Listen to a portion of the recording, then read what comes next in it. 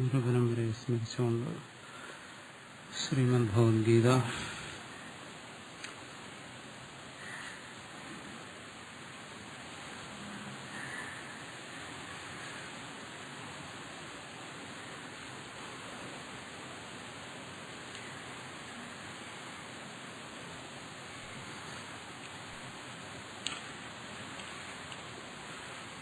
പതിനെട്ടാം ശ്ലോകം ഭാഷ്യം.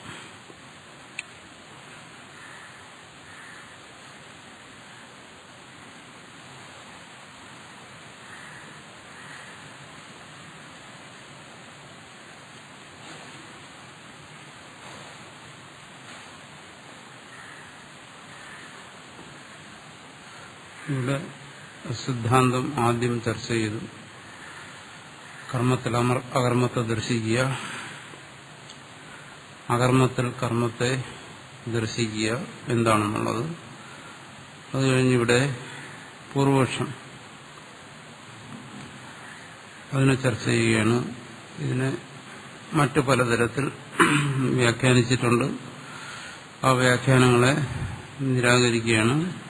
ആ സിദ്ധാന്തം കൂടുതൽ വ്യക്തമാകുന്നതിന് വേണ്ടിയിട്ടാണ് എപ്പോഴും പൂർവപക്ഷത്തെ ഉന്നയിച്ച് നിരാകരിക്കുന്നത്.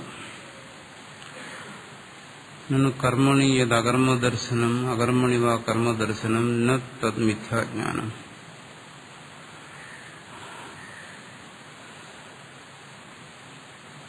കർമ്മത്തിൽ അകർമ്മദർശനം അല്ലെങ്കിൽ അകർമ്മത്തിൽ കർമ്മദർശനം എന്ന് പറയുന്നത് അതൊരിക്കലും മിഥ്യാജ്ഞാനമല്ല. കിംധരേ ഗൗണം, അഗൗണജ്ഞാനമാണ്, അമുഖ്യമായ ജ്ഞാനമാണ്. ഫല ഭാവ അഭാവ നിമിത്തം, ഫലം ഉള്ളതുകൊണ്ടും ഫലം ഇല്ലാത്തതുകൊണ്ടും. നിത്യകർമ്മങ്ങൾക്ക് ഫലമില്ല എന്നുള്ളതുകൊണ്ടും നിത്യകർമ്മങ്ങൾ അനുഷ്ഠിക്കാതിരുന്നു കഴിഞ്ഞാൽ നരകഫലം ഉള്ളതുകൊണ്ടും അങ്ങനെ ചിലർ വ്യാഖ്യാനിക്കുന്നു. അതിനെ നിഷേധിക്കുന്ന കർമ്മ അകർമ്മ വിജ്ഞാനാദപി ഗുണാ ഫലസ്യ അശ്രവണാ. കർമ്മ അകർമ്മ വിജ്ഞാനാദപി ഗുണാ. ഇനി നിങ്ങളീ പറയുന്നത് കർമ്മ അകർമ്മ വിജ്ഞാനം എന്ന് പറയുന്നതിനെ അത് ഗൗണമായിട്ടെടുത്തു കഴിഞ്ഞാലും അതിന്റെ ഫലത്തെക്കുറിച്ച് ശ്രുതിയിലൊന്നും പറയുന്നില്ല. അതുകൊണ്ട് നിത്യകർമ്മവുമായി ബന്ധപ്പെടുത്തി ഇതിനെ വ്യാഖ്യാനിക്കുന്നത് ശരിയല്ല എന്നാണ് പറയുന്നതിന്റെ ചുരുക്കം. നാവിശ്രുതഹാനി അശ്രുത കൽപ്പനയാ കസ്യത് വിശേഷോ ലഭ്യത. ഇതിനെ പൂർവ്വകാലത്ത് വ്യാഖ്യാനിച്ചിരുന്നതാണ്. ശ്രുതഹാനി അശ്രുത കൽപ്പന, ഒരു കർമ്മത്തെ പറഞ്ഞിട്ടുള്ള ഫലം അത് ഇല്ല എന്ന് വരുന്ന ദോഷം, അതാണ് ശ്രുതഹാനി. ഇല്ലാത്ത ഫലങ്ങൾ കൽപ്പിക്കേണ്ടി വരിക, അത് അശ്രുത കൽപ്പന. അതായത് നിത്യകർമ്മം ചെയ്തു കഴിഞ്ഞാൽ ഫലം ഇല്ല എന്ന് കൽപ്പിക്കുക, ചെയ്യാതിരുന്നു കഴിഞ്ഞാൽ നരകഫലം ഉണ്ടെന്ന് കൽപ്പിക്കുക. ഇതാണ് ശ്രുതഹാനി അശ്രുത കൽപ്പന. ഇത്തരം കൽപ്പനകൾ കൊണ്ടൊന്നും യാതൊരു വിശേഷവും ഇവിടെ ഉണ്ടാകുന്നില്ല. സ്വശബ്ദേനാഭി ശക്യം മറ്റും നിത്യകർമ്മണ ഫലം നാസ്തി അകർണാശ്ച തേഷാം നരകപാത സ്യാദിതി പറയുന്നു. അങ്ങനെയാണെങ്കിൽ നിങ്ങൾ വ്യാഖ്യാനിക്കുന്ന തരത്തിലാണെങ്കിൽ ഇങ്ങനെ പറയണമായിരുന്നു. എന്താണ്? നിത്യകർമ്മങ്ങൾക്ക് ഫലമില്ല, അത് ചെയ്യാതിരുന്നു കഴിഞ്ഞാൽ നരകഫലം ഉണ്ടാകും. അങ്ങനെയൊന്നും ഇവിടെ ശ്ലോകത്തിൽ പറഞ്ഞിട്ടില്ല. അങ്ങനെ പറയാമായിരുന്നു, ഭഗവാൻ അങ്ങനെ പറയാമായിരുന്നു, അത് പറഞ്ഞിട്ടില്ല. തത്ര വ്യാജേന പരവ്യാമോഹരൂപേണ കർമ്മണ്യകർമ്മയ പശ്യേതി ഇത്യാദിനാക്കി അത്തരം ഒരു ആശയമാണ് പറയേണ്ടതെങ്കിൽ അതിനുവേണ്ടി മറ്റുള്ളവർക്ക് മോഹം ഉണ്ടാകാത്ത രീതിയിൽ കർമ്മണ്യകർമ്മയ പശ്യേത് എന്നിങ്ങനെ ആ കാര്യം എന്തിനു പറയണം? കർമ്മണ്യകർമ്മയ പശ്യേതെന്ന് പറയുന്ന ഈ ശ്ലോകത്തിനെ നിങ്ങൾ വ്യാഖ്യാനിക്കുന്ന തരത്തിൽ എന്താണ്? നിത്യകർമ്മങ്ങൾക്ക് ഫലമില്ല, ചെയ്യാതിരുന്നാൽ നരകഫലമുണ്ട്. ഈ പറയുന്ന അർത്ഥമാണ് പറയാൻ ഉദ്ദേശിച്ചിരുന്നതെങ്കിൽ അത് നേരിട്ട് പറയേണ്ടതായിരുന്നു എന്നാണ്. അല്ലാതെ കേട്ടുകഴിഞ്ഞാൽ ആശയക്കുഴപ്പമുണ്ടാകത്തക്ക രീതിയിൽ കർമ്മണ്യകർമ്മ ഇത്തരം ശബ്ദങ്ങൾ ഉപയോഗിച്ച് പറഞ്ഞത് ശരിയല്ല. സിദ്ധാന്തി പറയുകയാണ് പൂർവപക്ഷിയോട്, തത്രൈവം വ്യാജക്ഷാണേന ഭഗവതാ ഉക്തം വാക്യം ലോകവ്യോമാഹാർത്ഥമിതി വ്യക്തം കൽപ്പിത. നിങ്ങൾ പറയുന്ന രീതിയിൽ ഇതിനെ വ്യാഖ്യാനിക്കുകയാണെങ്കിൽ ഭഗവാൻ മനുഷ്യർക്ക് ആശയക്കുഴപ്പം ഉണ്ടാക്കുന്നതിന് വേണ്ടി ഇങ്ങനെ പറഞ്ഞു എന്ന് ധരിക്കേണ്ടി വരും. കാരണം പറയേണ്ട കാര്യം നേരിട്ട് പറയുക, അങ്ങനെ പറഞ്ഞില്ല. നിങ്ങൾ പറയുന്ന അർത്ഥം എങ്ങനെയാണോ സ്പഷ്ടമായിരിക്കുന്നത് അതുപോലെ ശ്ലോകം സ്പഷ്ടമല്ല. അപ്പോൾ ഭഗവാൻ പറഞ്ഞത് ആൾക്കാരെ വ്യാമോഹിപ്പിക്കുന്നതിന് വേണ്ടി എന്നെല്ലാം വരും.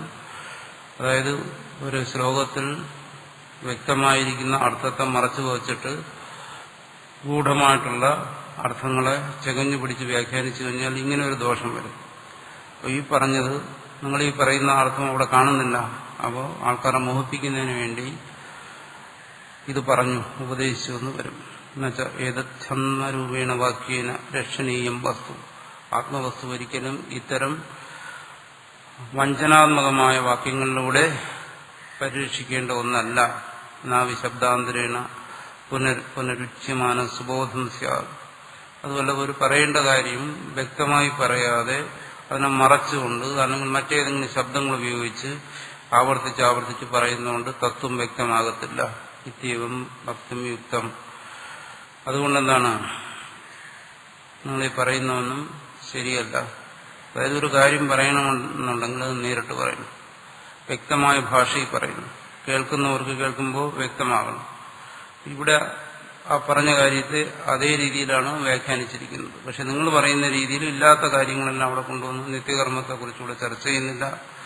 നിത്യകർമ്മത്തിന് ഫലമില്ല, ചെയ്യാതിരുന്നാൽ ഫലമുണ്ട്, ഇത്തരത്തിലുള്ള വ്യാഖ്യാനം ഇതൊക്കെ പറയുന്നത് അങ്ങനെ പറയാൻ ഉദ്ദേശിച്ചിരുന്നുവെങ്കിൽ ശ്ലോകത്തിൽ അത് തന്നെ പറയണമായിരുന്നു. മറ്റ് ശബ്ദങ്ങൾ ഉപയോഗിച്ച് ആവർത്തിച്ച് ഇല്ലാത്ത കാര്യങ്ങൾ പറഞ്ഞു കഴിഞ്ഞാൽ കേൾക്കുന്നവർക്ക് ഒരിക്കലും വ്യക്തമായ തത്വബോധം ഉണ്ടാകത്തില്ല. കർമ്മണ്യവാധികാരസ്ഥൈത്യത്ര ഹി സ്ഫുടതരൗക്തോ ന പുനർവക്തവ്യോ ഭവതി പറയുന്നു. കർമ്മണ്യവാധികാരസ്ഥ എന്ന് പറയുന്ന ആ ഭാഗത്ത് വളരെ വ്യക്തമായി പറഞ്ഞ കാര്യമാണ്. അത് വീണ്ടും പറയേണ്ട, വിശദീകരിക്കേണ്ട ആവശ്യം തന്നെ വരുന്നില്ല. സർവത്ര പ്രശസ്തം ബോധവ്യം ച കർത്തവ്യമേവ. പൊതുവെ ഒരു തത്വമായി സ്വീകരിക്കാവുന്നത് എന്താണ്? വളരെ വ്യക്തമായിരിക്കുന്ന കാര്യമാണ്, അറിയേണ്ടതും അനുഷ്ഠിക്കേണ്ടതും. എല്ലാം നിഷ്പ്രയോജനം ബോധവ്യം എത്തിച്ചത്. പ്രയോജനമില്ലാത്തൊരു കാര്യം ഒരിടത്തും ആരും മനസ്സിലാക്കേണ്ടതായി വരുന്നില്ല, മനസ്സിലാക്കാൻ വേണ്ടി ഉപദേശിക്കത്തില്ല. നിത്യകർമ്മം ചെയ്യുക, അതിന് ഫലമില്ല എന്ന് പറയുമ്പോൾ എന്താണ്? നിഷ്പ്രയോജനമായ ഒരു കാര്യമാണ്. അത്തരം ഒരു കാര്യത്തെ ഒരു ജിജ്ഞാസുവിന് മനസ്സിലാക്കിയിട്ട് പ്രത്യേകിച്ച് വിശേഷതയൊന്നുമില്ല. അതൊരിക്കലും മനസ്സിലാക്കാൻ വേണ്ടി ഗുരുക്കന്മാർ ഉപദേശിക്കത്തും ഇല്ല. എന്നുവെച്ചാൽ മിഥ്യാജ്ഞാനം ബോധവ്യം ഭൂതി. ഒരിക്കലും മിഥ്യാജ്ഞാനം ആർക്കും അറിയേണ്ട ഒരു വിഷയമല്ല. തത് പ്രത്യുപസ്ഥാപിതം വാ വസ്തുവാഭാസം. അങ്ങനെ മിഥ്യാജ്ഞാനത്തിലൂടെ നമ്മൾ ഗ്രഹിക്കുന്നത് തത് പ്രത്യുപസ്ഥാപിതം. അതെന്താണ്? ഒരിക്കലും പരമാർത്ഥമായിരിക്കില്ല, മറിച്ച് അതും ഒരു ഭ്രമമായിരിക്കും. നാഭി നിത്യാനാം അകരണാത് അഭാവ പ്രത്യേകമായ ഭാവോത്പത്തി. അത് മാത്രമല്ല, നിത്യകർമ്മങ്ങൾ ചെയ്യാതിരിക്കുക എന്ന് പറയുന്നത് എന്താണ്? കർമ്മ അഭാവമാണ്. ആ അഭാവത്തിൽ നിന്ന് ഭാവരൂപത്തിലുള്ള ഫലം ഉണ്ടാകുന്നു എന്ന് കൽപ്പിക്കുന്നതും ശരിയല്ല. അങ്ങനെ അവർ കൽപ്പിക്കുന്നു, നിത്യകർമ്മങ്ങൾ ചെയ്യാതിരുന്നാൽ, ഒരു പ്രവൃത്തി ചെയ്യാതിരുന്നാൽ ഫലമുണ്ടാകുന്നു നരകം എന്ന് പറയുന്നത് ശരിയല്ല. എന്തുകൊണ്ട്? അഭാവത്തിൽ നിന്നും ഭാവം ഉണ്ടാകത്തില്ല. നാസതോ വിദ്യതേ ഭാവ ഇത് വചന. അസത്തിൽ നിന്നും സത്തുണ്ടാകത്തില്ല എന്ന് പറഞ്ഞിരിക്കുന്നു. തത് കഥം അസതഃ സജ്ജായേത ഇത് ചതുരശിതം. ഛാന്തോക്യശ്വതി തന്നെ പറയുന്നു, അസത്തിൽ നിന്ന് എങ്ങനെ സത്തുണ്ടാവും? ഇവിടെ ഒരു പ്രവൃത്തി ചെയ്യാതിരിക്കുന്നത് കൊണ്ട് അതിൽ നിന്ന് നരകം ഉണ്ടാകും എന്ന് പറയുന്നത് ഇല്ലായ്മയിൽ നിന്ന് ഉണ്മ ഉണ്ടാകുന്നു എന്ന് പറയുന്നതാണ്. അത് ശരിയല്ല. അസതഃ സദ്ജന്മ പ്രതിഷേധ അസതഃ സദുത്പത്തിം ബ്രുവത അസദേവ സദ്ഭവേത് സച്ച അസദ്ഭവേത് ഇത്യുക്തസ്യ. അസതഃ സജ്ജന്മ പ്രതിഷേധ, അസത്തിൽ നിന്ന് സത്തുണ്ടാകുമെന്ന് പറയുന്ന സിദ്ധാന്തത്തെ നിഷേധിച്ചിട്ടുണ്ട്. ശൂന്യവാദത്തെയും മറ്റും നിഷേധിക്കുമ്പോൾ അത് പറയുന്നുണ്ട്, ഒരിക്കലും അസത്തിൽ നിന്നും സത്തുണ്ടാകത്തില്ല, ഇല്ലായ്മയിൽ നിന്നും ഉണ്മ ഉണ്ടാകത്തില്ല. അതുകൊണ്ട് അസത്തിൽ നിന്ന് സത്തുണ്ടാകും എന്ന് പറയുക, അല്ലെങ്കിൽ സത്ത് അസത്തായി തീരുമെന്ന് പറയുക, ഇതൊന്നും ഒരിക്കലും സംഭവിക്കത്തില്ല. തച്ച അയുക്തം സർവപ്രമാണ വിരോധ. ഒരാൾ പറയുകയാണ് അസത്തിൽ നിന്ന്, ശൂന്യതയിൽ നിന്ന് എന്തെങ്കിലും ഉണ്ടാകുന്നു എന്ന് പറയുന്നത് പ്രമാണവിരുദ്ധമായ ഒരു കാര്യമാണ്. സത്തായിരിക്കുന്ന ഒരു വസ്തു നശിക്കുമെന്ന് കരുതുന്നു, ഇല്ലായ്മയിലേക്ക് പോകും, ശൂന്യതയിലേക്ക് പോകും എന്ന് പറയുന്നതും സർവപ്രമാണ വിരോധമാണ്. ഈ വിഷയത്തെയെല്ലാം വളരെ വിശദമായി ബ്രഹ്മസൂത്രത്തിനും മറ്റും ചർച്ച ചെയ്ത് നിഷേധിച്ചിട്ടുള്ളതാണ്. അങ്ങനെയൊന്നും ഒരിക്കലും സംഭവിക്കത്തില്ല. എന്നുവെച്ചാൽ നിഷ്ഫലം വിദഗ്ധ കർമ്മ ശാസ്ത്രം ദുഃഖ സ്വരൂപത്വ. ഒരിക്കലും ശാസ്ത്രം നിഷ്ഫലമായ ഒരു കർമ്മത്തെ വിധിക്കത്തില്ല. എന്തുകൊണ്ട്? കർമ്മ അനുഷ്ഠാനം എന്ന് പറയുന്നത് തന്നെ വളരെ ദുഃഖരൂപത്തിലുള്ളതാണ്. അപ്പൊ ക്ലേശഭൂയിഷ്ടമായ ഒരു കർമാനുഷ്ഠാനം ഫലമില്ലാതെ ചെയ്യാൻ വേണ്ടി ഒരിക്കലും ശാസ്ത്രം ഉപദേശിക്കത്തില്ല. ദുഃഖസ്ഥിത ബുദ്ധിപൂർവകതയ കാര്യത്വ അനുഭവത്തേഹി. അങ്ങനെ ദുഃഖം ഫലമില്ലാതെ ദുഃഖം അനുഭവിക്കേണ്ടി വരിക എന്ന് പറയുന്നത് ബുദ്ധിപൂർവമായി ഒരാളോട് ചെയ്യാൻ ഒരിക്കലും ശാസ്ത്രം ആവശ്യപ്പെടത്തില്ല. അങ്ങനെ വിവേകിയായ ഒരുവൻ ഫലമില്ലാതെ ഒരു പ്രവൃത്തി കഷ്ടപ്പെട്ട് ചെയ്യുക അതിന് ഒരുമ്പെടത്തില്ല. അതുകൊണ്ട് അത് ശാസ്ത്രം വിധിക്കത്തുമില്ല. അപ്പോൾ ഇവിടെ മീമാംസകർ പറയുന്നത് എന്താണ്? നിത്യകർമ്മത്തിന് ഫലമില്ലെന്ന്. അങ്ങനെ ഫലമില്ല എങ്കിൽ അതൊരിക്കലും ശാസ്ത്രം വിധിക്കത്തില്ല. എന്തുകൊണ്ട്? കർമാനുഷ്ഠാനമേ ബുദ്ധിമുട്ടുള്ളതാണ്. അങ്ങനെ ബുദ്ധിമുട്ടുള്ള ഒരു കാര്യം ഫലമില്ലാതെ ചെയ്യാൻ ഒരു ശാസ്ത്രമോ ഒരു ഗുരുവോ ഒരിക്കലും ആവശ്യപ്പെടത്തില്ല. അവരാവശ്യപ്പെടുന്നുണ്ടെങ്കിൽ ആ ചെയ്യുന്ന പ്രവൃത്തിക്ക് എന്തെങ്കിലും ഒരു ഫലം ഉണ്ടാകണം. തദകർണേജ നരകപാത അഭ്യുമേ അനർത്ഥായവ. ചെയ്യാതിരുന്നു കഴിഞ്ഞാൽ നരകം എന്ന് പറയുന്നതും അനർത്ഥം, അതുകൊണ്ടും അനർത്ഥം തന്നെ വരുന്നു. ചെയ്താൽ പ്രയോജനമില്ല, ചെയ്യാതിരുന്നാൽ നരകം. അങ്ങനെ ഒരു കാര്യത്തെ ഒരിക്കലും ശാസ്ത്രം വിധിക്കത്തില്ല. ഉഭേദാവി കർണി അകർണേജ ശാസ്ത്ര നിഷ്ഫലം കൽപ്പിതം സ്യാത്. ചെയ്താലും ചെയ്തില്ലെങ്കിലും ശാസ്ത്രം എന്ത് ചെയ്യുന്നു? നിഷ്ഫലമായൊരു കാര്യത്തെ അവിടെ വിധിക്കുന്നു എന്നെല്ലാം കൽപ്പിക്കേണ്ടി വരും. അത് അസംബന്ധമാണ്.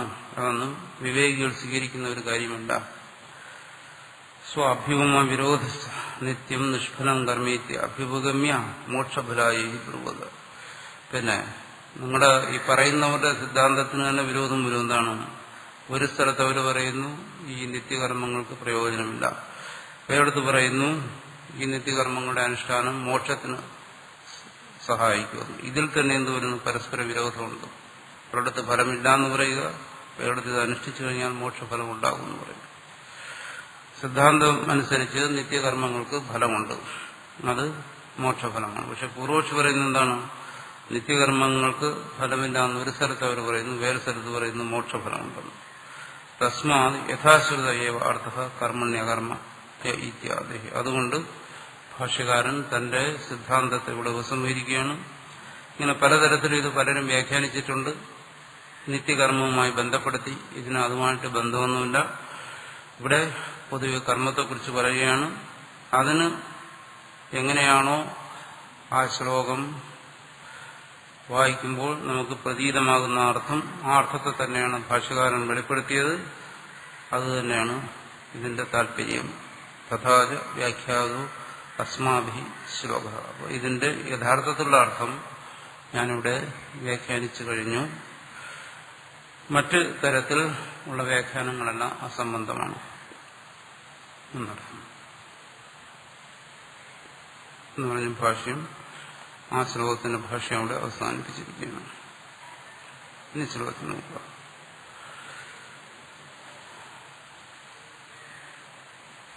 യഹ ഏതൊരുവനാണ് കർമ്മണി അകർമ്മ പശ്യേ. കർമ്മണി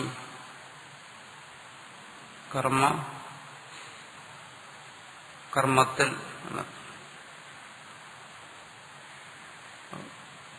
എന്ന് പറഞ്ഞാൽ ജീവനിൽ കർമ്മങ്ങൾ സംഭവിച്ചുകൊണ്ടിരിക്കെ അകർമ്മ പശ്യം, അകർമ്മമായിരിക്കുന്ന തന്റെ സ്വരൂപത്തിൽ കർമ്മങ്ങളെ കാണുന്നത്, അല്ലെങ്കിൽ തന്റെ സ്വരൂപത്തെ കാണുന്നത്. അതുപോലെ യഹ ഏതൊരുവനാണോ അകർമ്മൻ, കർമ്മം ചെയ്യാതിരിക്കുമ്പോൾ കർമ്മപശ്യം, അതും കർമ്മമാണെന്നറിയുന്നത്.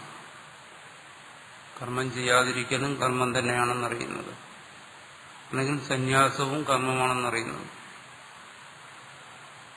സ മനുഷ്യേഷു ബുദ്ധിമാൻ, അവനാണ് മനുഷ്യരിൽ വിവേകിയായിട്ടുള്ളവൻ. സയുക്ത, അവനാണ് യോഗി. സ കൃഷ്ണകർമ്മ, അവൻ സർവകർമ്മങ്ങളും അനുഷ്ഠിക്കപ്പെട്ടു കഴിഞ്ഞു, അവൻ കൃതകൃത്യനായി തീർന്നു. കർമാനുഷ്ഠാനത്തിലൂടെ അവൻ കൃതകൃത്യനായി തീർന്നു.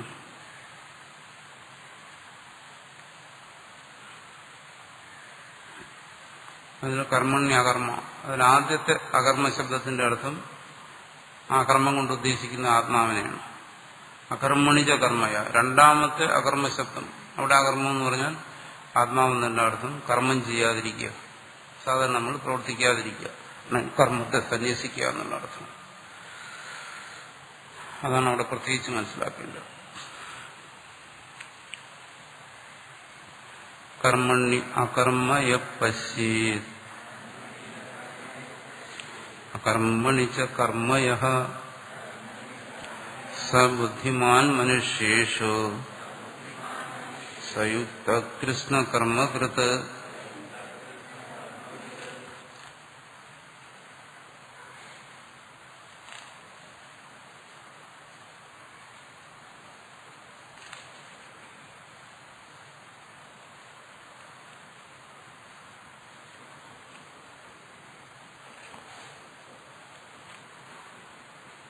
യസ്യ സർവേ സമാരംഭാഃ കാമസങ്കല്പവർജിതാഃ ജ്ഞാനാഗ്നിദഗ്ധകർമാണം തമാഹു പണ്ഡിതം ബുധാഃ തദേതത് കർമ്മണി അകർമാദിദർശനം സ്തൂയതേ. ആ കർമ്മത്തിലുള്ള അകർമ്മദർശനം നേരത്തെ പറഞ്ഞു. അകർമ്മത്തിൽ കർമ്മദർശനം എന്ന് പറയുന്ന ഈ തത്വത്തെ ഇവിടെ സ്തുതിച്ച് പറയുകയാണ്. അടുത്ത് അതിനെ വിശദീകരിച്ചുകൊണ്ട് സ്തുതിക്കുകയാണ്. യഥോക്ത ദർശന, ഈ പറയുന്ന കർമ്മയോഗി അല്ലെങ്കിൽ തത്വജ്ഞാനി, സർവേ യാവന്തഃ സമാരംഭാഃ കർമാണി സമാരഭ്യന്തേ ഇതി സമാരംഭാഃ. യഥോക്തദർശി തത്വദർശി യോഗി അയാളുടെ സമാരംഭങ്ങൾ, സമാരംഭം എന്ന് പറഞ്ഞാൽ കർമ്മങ്ങൾ, പ്രവൃത്തികൾ, സമാരഭ്യന്തേ ഇതി സമാരംഭ, അയാളുടെ പ്രവൃത്തികൾ. പ്രവൃത്തി എന്ന് പറയുമ്പോൾ നമ്മൾ ഒരിക്കലും നമ്മുടെ കർമ്മേന്ദ്രിയങ്ങൾ കൊണ്ട് ചെയ്യുന്ന പരിശ്രമം മാത്രമായിട്ട് എടുക്കരുത്. അത് മാത്രമല്ല, ഇനി അടുത്ത് പറയും ദ്രവ്യയജ്ഞ, തപോയജ്ഞം, ജ്ഞാനയജ്ഞം, സ്വാധ്യായ ജ്ഞാനയജ്ഞം, ഇങ്ങനെ പലതരത്തിലുള്ള കർമ്മങ്ങളെ കുറിച്ച് പറയുന്നുണ്ട്.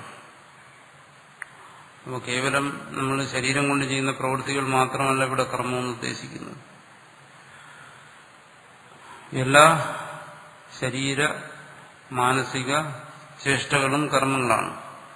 സമാരഭ്യന്തേരി സമാരംഭാഃ. അപ്പൊ സമാരംഭം എന്ന് പറഞ്ഞാൽ കർമ്മങ്ങൾ എന്നർത്ഥം, അയാളുടെ പ്രവൃത്തികൾ. അപ്പൊ കർമ്മയോഗിയുടെ പ്രവൃത്തികൾ എങ്ങനെയാണ്? കാമസങ്കല്പവർജിതാഃ, കാമൈഹി തത്കാരണൈശ്ച സങ്കല്പൈഹി വർജിതാഃ എന്നാണ്. അതാണ് അവിടെ പ്രധാനമായി മനസ്സിലാക്കേണ്ടത്. കർമ്മങ്ങളെ സംബന്ധിച്ച് കർമ്മയോഗിക്ക് കാമനകളില്ല, എന്നുവെച്ചാൽ പ്രതീക്ഷകളില്ല. ആ കർമ്മത്തിൽ നിന്ന് ഇന്നതെല്ലാം തനിക്ക് വേണം എന്നുള്ള ദുരാഗ്രഹം മനസ്സിൽ സൂക്ഷിക്കുന്നില്ല. കാമമില്ല. കാമത്തിനെപ്പോഴും കാരണമായിരിക്കുന്ന എന്താണ്? സങ്കല്പങ്ങൾ. കാമൈഹി തത് കാരണയിച്ച സങ്കല്പേ, സങ്കല്പിച്ചാണ് കാമത്തെ മനസ്സിൽ വളർത്തുന്നത്. ഒരു പ്രവൃത്തി ചെയ്യുമ്പോൾ അതിനെ ചുറ്റിപ്പറ്റി മനസ്സിൽ ഒരുപാട് ആഗ്രഹങ്ങളുണ്ടാവും. ഈ ആഗ്രഹങ്ങളെല്ലാം ആ പ്രവൃത്തിയെക്കുറിച്ചും ആ പ്രവൃത്തിയുടെ ഫലങ്ങളെക്കുറിച്ചുമെല്ലാം നമ്മൾ സ്വപ്നം കാണുന്നതുകൊണ്ടാണ് ഈ ആഗ്രഹം വർദ്ധിച്ചു വരുന്നതാണ് സങ്കല്പം. കർമ്മയോഗിയെ സംബന്ധിച്ചിടത്തോളം അങ്ങനെയുള്ള കാമനകളില്ല, അതിന്റെ പിന്നിൽ സങ്കല്പങ്ങളുമില്ല. കാമസങ്കല്പൈഹി വർജിതാഃ മുധായവ. ഒരു തരത്തിൽ പറഞ്ഞാൽ അത് മുധ എന്ന് പറഞ്ഞാൽ സാധാരണ ശബ്ദത്തിന്റെ അർത്ഥം വ്യർത്ഥമെന്നാണ്. വ്യർത്ഥം, മിഥ്യ എന്നൊക്കെയാണ് അതിന്റെ അർത്ഥം.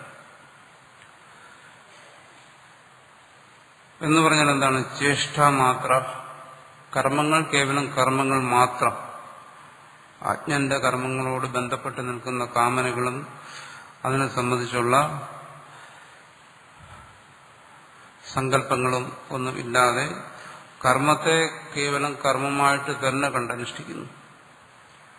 കർമ്മത്തെ സ്വധർമ്മമായി ചേഷ്ടയായി മാത്രം കണ്ട്, ശരീരത്തിന്റെയും മനസ്സിന്റെയും പ്രവൃത്തിയായി മാത്രം കണ്ട് അനുഷ്ഠിക്കുന്നു എന്നർത്ഥം.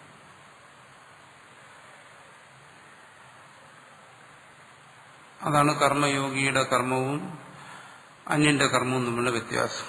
അന്യന്റെ കർമ്മത്തെ സംബന്ധിച്ചിടത്തോളം അയാളുടെ മനസ്സിൽ ധാരാളം കർമ്മസങ്കല്പങ്ങൾ കാണും. കർമ്മത്തോട് ചേർന്ന് വരുന്ന ഒരുപാട് സങ്കല്പങ്ങൾ. ആ സങ്കല്പങ്ങളിൽ പെടുന്നതാണ് അഹന്തയോട് ചേർന്ന് വരുന്ന സങ്കല്പങ്ങൾ, രാഗദ്വേഷങ്ങളോട് ചേർന്ന് വരുന്ന സങ്കല്പങ്ങൾ കർമ്മത്തെ സംബന്ധിച്ച്, മാനാപമാനങ്ങളോട് ബന്ധപ്പെട്ട് വരുന്ന സങ്കല്പങ്ങൾ, ജയപരാജയങ്ങളോട് ബന്ധപ്പെട്ട് വരുന്ന സങ്കല്പങ്ങൾ, ഇതൊക്കെയാണ് സങ്കല്പങ്ങളെന്ന് പറയുന്നത്. ഇതെല്ലാം കൂടി ചേർന്നാണ് സാധാരണ കർമ്മം എന്ന് പറയുന്നത്, ഒരു പ്രവൃത്തി എന്ന് പറയുന്നത്. ആ പ്രവൃത്തിയോട് ബന്ധപ്പെട്ടിരിക്കുന്ന ഈ ദ്വന്ദ്വസങ്കല്പങ്ങൾ, ഇത്തരം ദ്വന്ദ്വസങ്കല്പങ്ങളെ ഒഴിവാക്കും. അതാണ് ഇവിടെ മുധ എന്ന് പറഞ്ഞത്. അതിൽ കർമ്മം എന്ന് പറയുന്ന ഒരു അംശത്തെ മാത്രം എടുക്കുന്നു. എന്ന് പറഞ്ഞാൽ ഒരു കർമ്മത്തെ സംബന്ധിച്ച് ലാഭനഷ്ടചിന്ത അത് മനസ്സിനെ വ്യാകുലപ്പെടുത്തുന്നതാണ്. അപ്പം ആ ലാഭനഷ്ടചിന്തകൾ കൊണ്ട് അയാളുടെ മനസ്സ് കലങ്ങിയിരിക്കും. ഒരു കർമ്മത്തിന്റെ ജയപരാജയ ചിന്ത കൊണ്ട് മനസ്സ് അസ്വസ്ഥമായിരിക്കും. ഇങ്ങനെ വരുന്ന ദ്വന്ദ്വസങ്കല്പങ്ങൾ, കർമ്മത്തോട് ചേർന്ന് വരുന്ന ദ്വന്ദ്വസങ്കല്പങ്ങളെല്ലാം ഒഴിവാക്കി ചേഷ്ട മാത്ര, കർമ്മം മാത്രമായി നിൽക്കുന്നു. കർമ്മയോഗി അനുഷ്ഠീയന്തേ.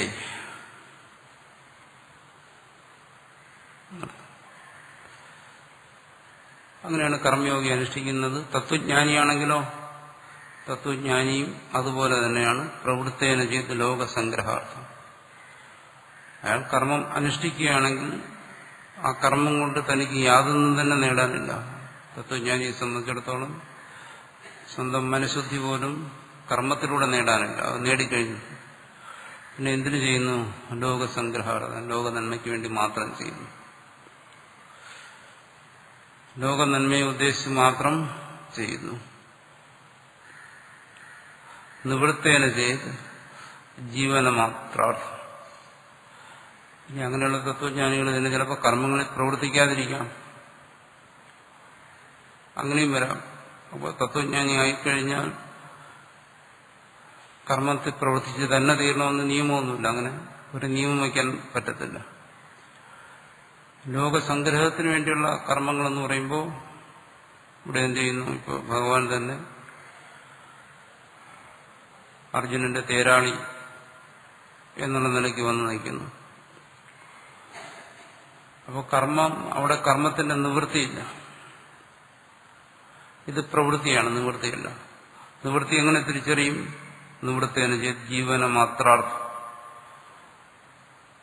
ആ വർത്തമാന ശരീരത്തിൽ ജീവൻ നിലനിർത്തുന്നതിന് വേണ്ടി മാത്രമുള്ള കർമ്മമാണ് അതിന് നിവൃത്തി കർമ്മം എന്ന് പറയുന്നത്.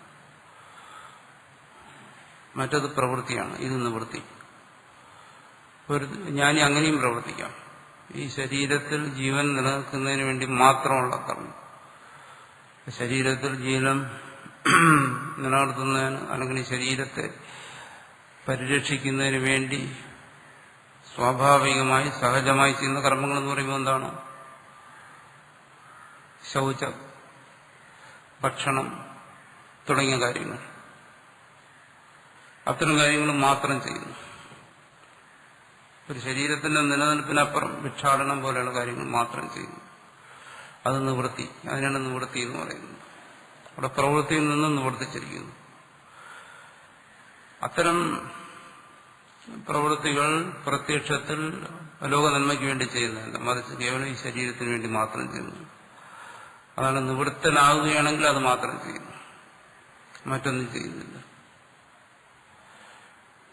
പ്രവർത്തിക്കുകയാണെങ്കിലോ അവർ ലോകസംഗ്രഹത്തിന് വേണ്ടി ഇവിടെ ഇപ്പോൾ ഭഗവാൻ ചെയ്യുന്നത് പോലെ അവിടെ എന്ത് ചെയ്യുന്നു? സാരഥിയുടെ ജോലി ചെയ്യുന്നു.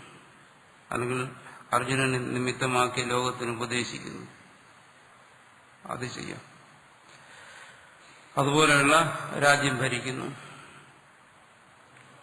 ലോക നന്മയ്ക്ക് വേണ്ടി, ധർമ്മം രക്ഷിക്കുന്നതിന് വേണ്ടിയിട്ടുള്ള ഉപായങ്ങളെക്കുറിച്ച് ചിന്തിക്കുന്നു, പ്രവർത്തിക്കുന്നു. അതെല്ലാം പ്രവൃത്തിധർമ്മം അല്ലെങ്കിൽ നിവൃത്തിധർമ്മം. നിവൃത്തിധർമ്മത്തിൽ അവിടെ ലോക സംബന്ധിയായി ലോകത്തെ ചിന്തിച്ചുകൊണ്ട് ഒരു കാര്യം ചെയ്യുന്നില്ല. രണ്ടിലേതുമാകാം. ഇന്നതാണെന്ന് വാശി പിടിക്കാൻ പറ്റത്തില്ല. അതാണ് പ്രവൃത്തേന ചെയ്ത് ലോകസംഗ്രഹാർത്ഥം, നിവൃത്തേന ചെയ്ത് ജീവന മാത്രാർത്ഥം. അങ്ങനെ ചെയ്യുന്നു തത്വജ്ഞാനിയാണെങ്കിൽ. അതേസമയം കർമ്മയോഗിയാണെങ്കിലോ, കർമ്മയോഗിയെ സംബന്ധിച്ചിടത്തോളം അവിടെ നിവൃത്തിയില്ല. അത് പ്രത്യേകം മനസ്സിലാക്കേണ്ട കാര്യമാണ്. കർമ്മയോഗിക്ക് നിവൃത്തിയില്ല, തത്വജ്ഞാനിക്ക് അവിടെ നിവൃത്തി. കർമ്മയോഗിക്ക് നിവൃത്തിയിൽ അധികാരമില്ല. എന്ന് വെച്ചാൽ ജീവന മാത്രാർത്ഥം പ്രവർത്തിക്കാൻ പറ്റത്തില്ല. അത് വളരെ പ്രധാനപ്പെട്ട കാര്യമാണ്. കർമ്മയോഗിയാണ്, ബാക്കിയെല്ലാ പ്രവൃത്തികൾ ഉപേക്ഷിച്ച് ഭക്ഷണം മാത്രമേ കഴിക്കുന്നുള്ളൂ എന്ന് പറയാൻ പറ്റത്തില്ല. ജീവന മാത്രം പ്രവൃത്തി അത് ചെയ്യാൻ പാടില്ല. കർമ്മയോഗി എന്തുകൊണ്ട്? കർമ്മയോഗിക്ക് കർമ്മം ചെയ്യുമ്പോൾ ഒരു ലക്ഷ്യമുണ്ടെന്നാണ് തന്റെ അന്ധക്കരണ ശുദ്ധി. അതിന് അയാൾ പ്രവൃത്തി മാർഗത്തിൽ നിന്നാലേ പറ്റും. അയാൾക്ക് നിവൃത്തി മാർഗത്തിൽ നിൽക്കാൻ ഒക്കത്തില്ല. തത്വജ്ഞാനിക്കാണെങ്കിലോ ഇഷ്ടമുള്ളിടത്ത് നിൽക്കാം. എന്താണ് ഇഷ്ടമെന്ന് പറയുന്നത്? സ്വപ്രാരബ്ധം. ആ പ്രാരബ്ധം അനുസരിച്ച് പ്രവൃത്തിയിലും നിൽക്കാം, നിവൃത്തിയിലും നിൽക്കാം. അതിലാരാണ് ശ്രേഷ്ഠൻ? പ്രവൃത്തി നിൽക്കുന്ന ആളോ നിവൃത്തി നിൽക്കുന്ന ആളോ അത് നിർണ്ണയിക്കാനൊക്കത്തില്ല. രണ്ട് തുല്യമാണ്. ലോകസംഗ്രഹ പ്രവൃത്തികൾ ചെയ്തവരെല്ലാം ശ്രേഷ്ഠരാണ്. നിവൃത്തിയിൽ ശരീരമാത്ര ജീവനം നടത്തിയൊരു മോശക്കാരാണെന്നൊന്നും പറയാൻ ഒക്കത്തില്ല. അങ്ങനെയൊന്നും നമുക്ക് വിധിക്കാൻ പറ്റത്തില്ല. എന്തുകൊണ്ട്? അവിടെ രണ്ടുപേരും ജ്ഞാനത്തിന്റെ മഹത്വത്തിലാണ് നിൽക്കുന്നത്. പ്രാരബ്ധത്തിനനുസരിച്ച് ഉള്ളത് രണ്ടായാലും ശരി. എന്താണ് ഇവിടെ പറയുന്നത്? ചേഷ്ട മാത്ര, കേവലമായ ചേഷ്ട. കേവലമായ ചേഷ്ട എന്ന് പറയുമ്പോൾ പറഞ്ഞല്ലോ, കാമസങ്കല്പവർജിതം. കാമസങ്കല്പവർജിതമായ ചേഷ്ട മാത്രം. ഇപ്പോൾ ലോകസംഗ്രഹമായി പ്രവർത്തിക്കുമ്പോൾ ഒരു സങ്കല്പമില്ല, എങ്ങനെ പ്രവർത്തിക്കാൻ പറ്റും? അങ്ങനെ ചിലർ ചിന്തിക്കും, അങ്ങനെ ചിലർ ചോദിക്കും. പ്രവർത്തിക്കണമെങ്കിൽ എന്തെങ്കിലുമൊക്കെ സങ്കല്പിക്കണമല്ലോ ആദ്യം. ഇപ്പം ലോകത്തിന്റെ നന്മയെക്കുറിച്ച് സങ്കല്പിക്കണം. നന്മ തിന്മകളെക്കുറിച്ച് സങ്കല്പിക്കാതെ അതിന് താൻ ചെയ്യുന്ന പ്രവൃത്തികൾ ഫലവത്താകുമെന്ന് ചിന്തിക്കണം. ലാഭനഷ്ടങ്ങളെക്കുറിച്ച് ചിന്തിക്കാതെ എങ്ങനെ തത്വജ്ഞാനിക്ക് പ്രവർത്തിക്കാൻ പറ്റും? തത്വജ്ഞാനിയും അങ്ങനെ പ്രവർത്തിക്കുമ്പോൾ ലാഭനഷ്ടങ്ങളെക്കുറിച്ചും ജയപരാജയങ്ങളെക്കുറിച്ചും ഒക്കെ ചിന്തിക്കേണ്ടി വരുന്ന ഭാഗത്ത് ചിന്തിക്കുന്നുണ്ട്. പക്ഷെ ഒരു അജ്ഞന്റെ സങ്കല്പമല്ല. എന്തുകൊണ്ട്? ജ്ഞാനാഗ്നി ദഗ്ധകർമാണം, അതാണ് പറയുന്നത്. അതാണ് വ്യത്യാസം. പ്രവൃത്തി ഉണ്ടെങ്കിൽ അവിടെ സങ്കല്പമുണ്ട്. പക്ഷേ എന്ത് ചെയ്തിരിക്കുന്നു? ദഹിച്ചു പോയ സങ്കല്പങ്ങളാണ്. ആ സങ്കല്പങ്ങൾക്ക് ബന്ധന സ്വഭാവമില്ല. എന്തുകൊണ്ട്?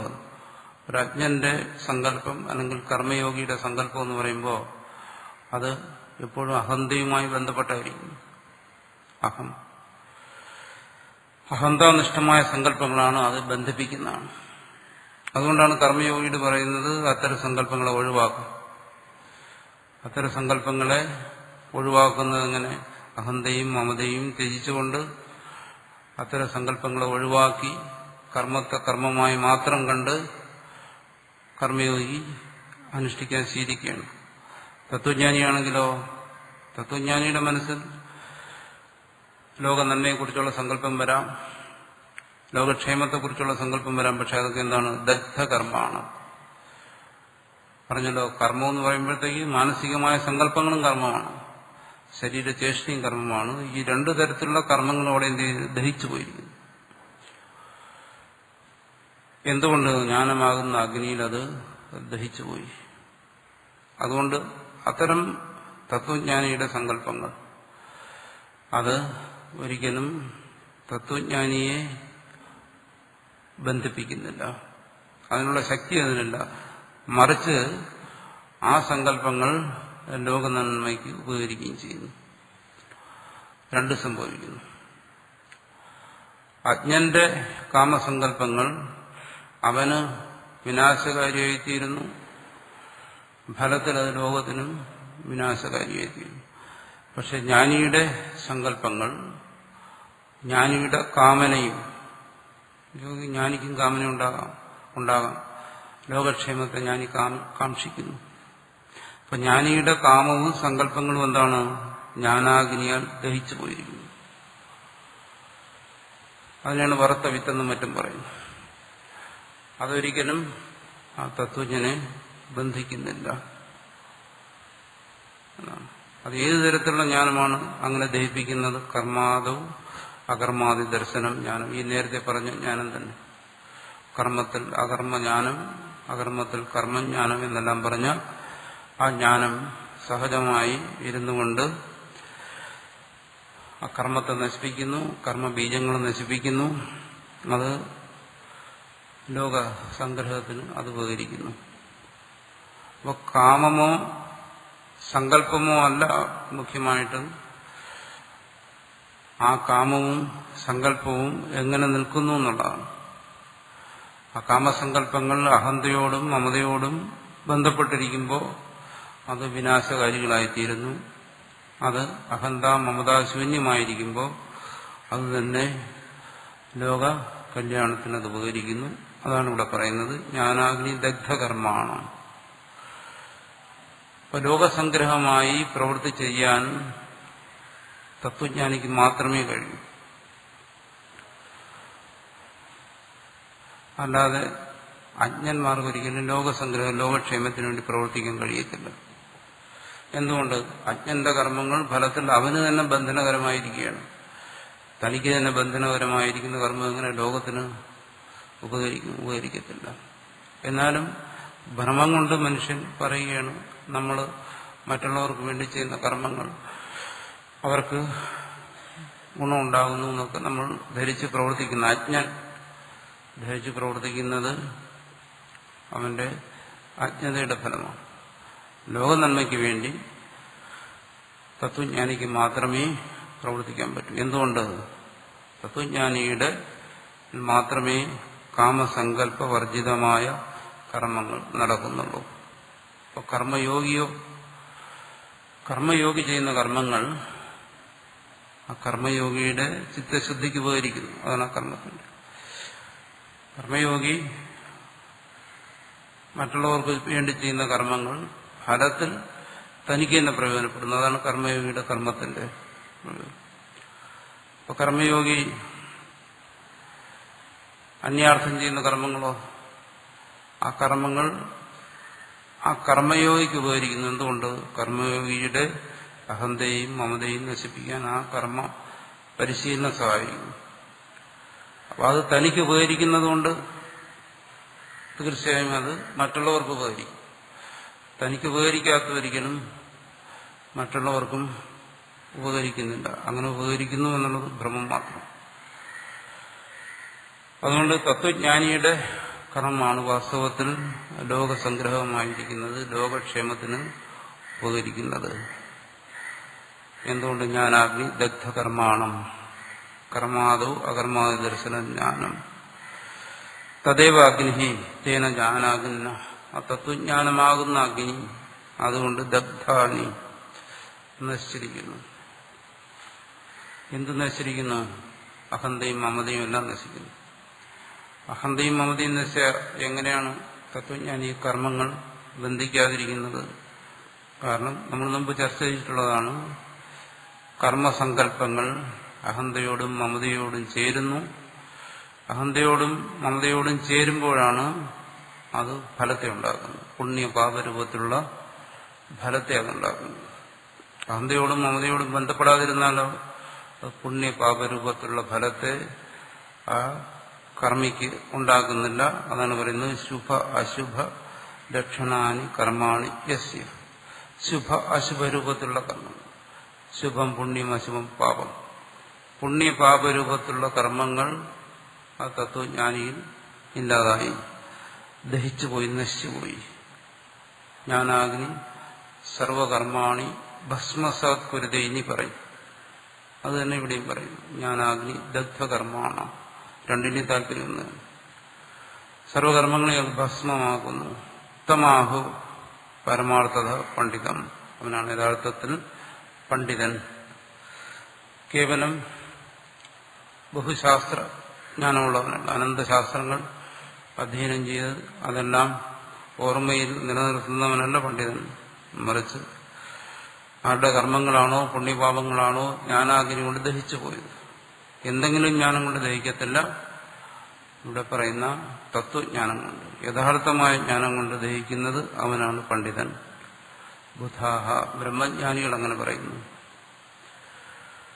അതാണ് കർമ്മയോഗിയുടെയും തത്വജ്ഞാനിയുടെയും നില. കർമ്മത്തിൽ അകർമ്മദർശനം, അകർമ്മത്തിൽ കർമ്മദർശനത്തിന്റെ ഫലം അതാണ്.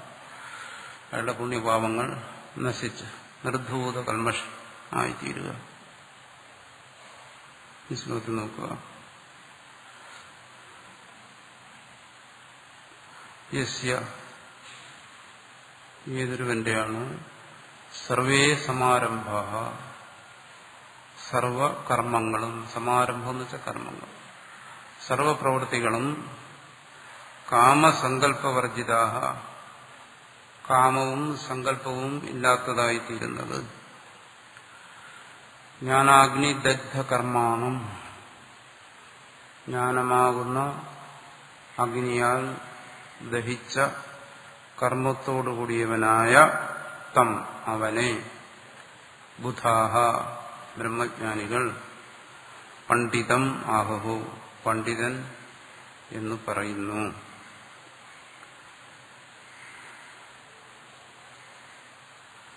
യസ്യ സർവേ സമാരംഭാഃ കാമസങ്കല്പവർജിതാഃ ജ്ഞാനാഗ്നിദഗ്ധകർമാണം തമാഹു പണ്ഡിതം ബുധാഃ.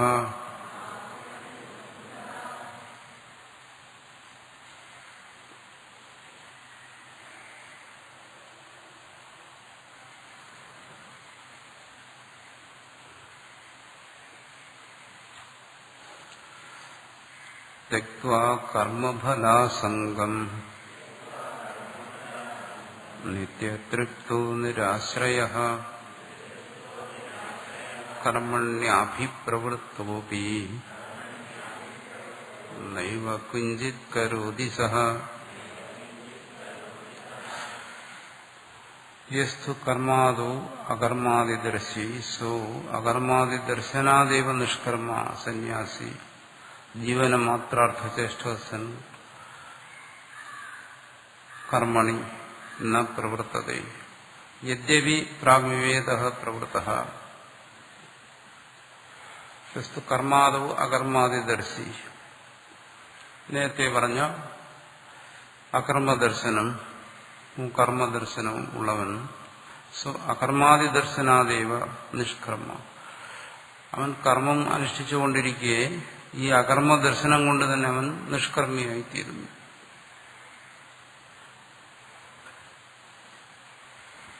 നിഷ്കർമ്മി എന്ന് വെച്ചാൽ അതിന്റെ വാച്യാർത്ഥം എന്താണ്? കർമ്മമില്ലാത്തവനെന്നാണ്. കർമ്മമില്ലാത്തവൻ എന്ന് പറഞ്ഞാൽ കർമ്മത്തെ പുറമെ ഉപേക്ഷിച്ചവൻ എന്നർത്ഥമില്ല. അങ്ങനെ ഒരർത്ഥവും എടുക്കാം. അത് ആദ്യം പറയുന്നു സന്യാസി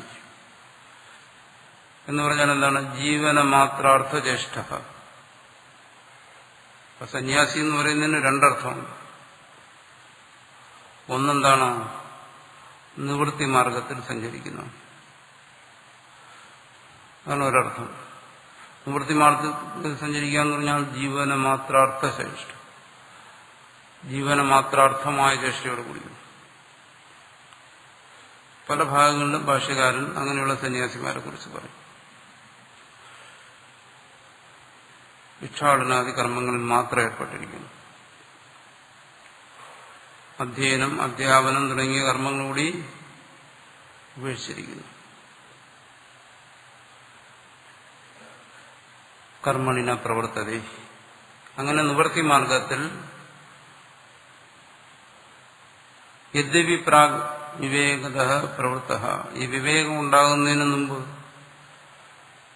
ഈ ജ്ഞാനം ഉണ്ടാകുന്നതിന് മുമ്പ് കർമ്മത്തിൽ പ്രവർത്തിച്ചിരുന്നാലും വിവാഹം ഉണ്ടായതിനു ശേഷം പിന്നെ കർമ്മത്തിൽ പ്രവർത്തിക്കുന്നില്ല.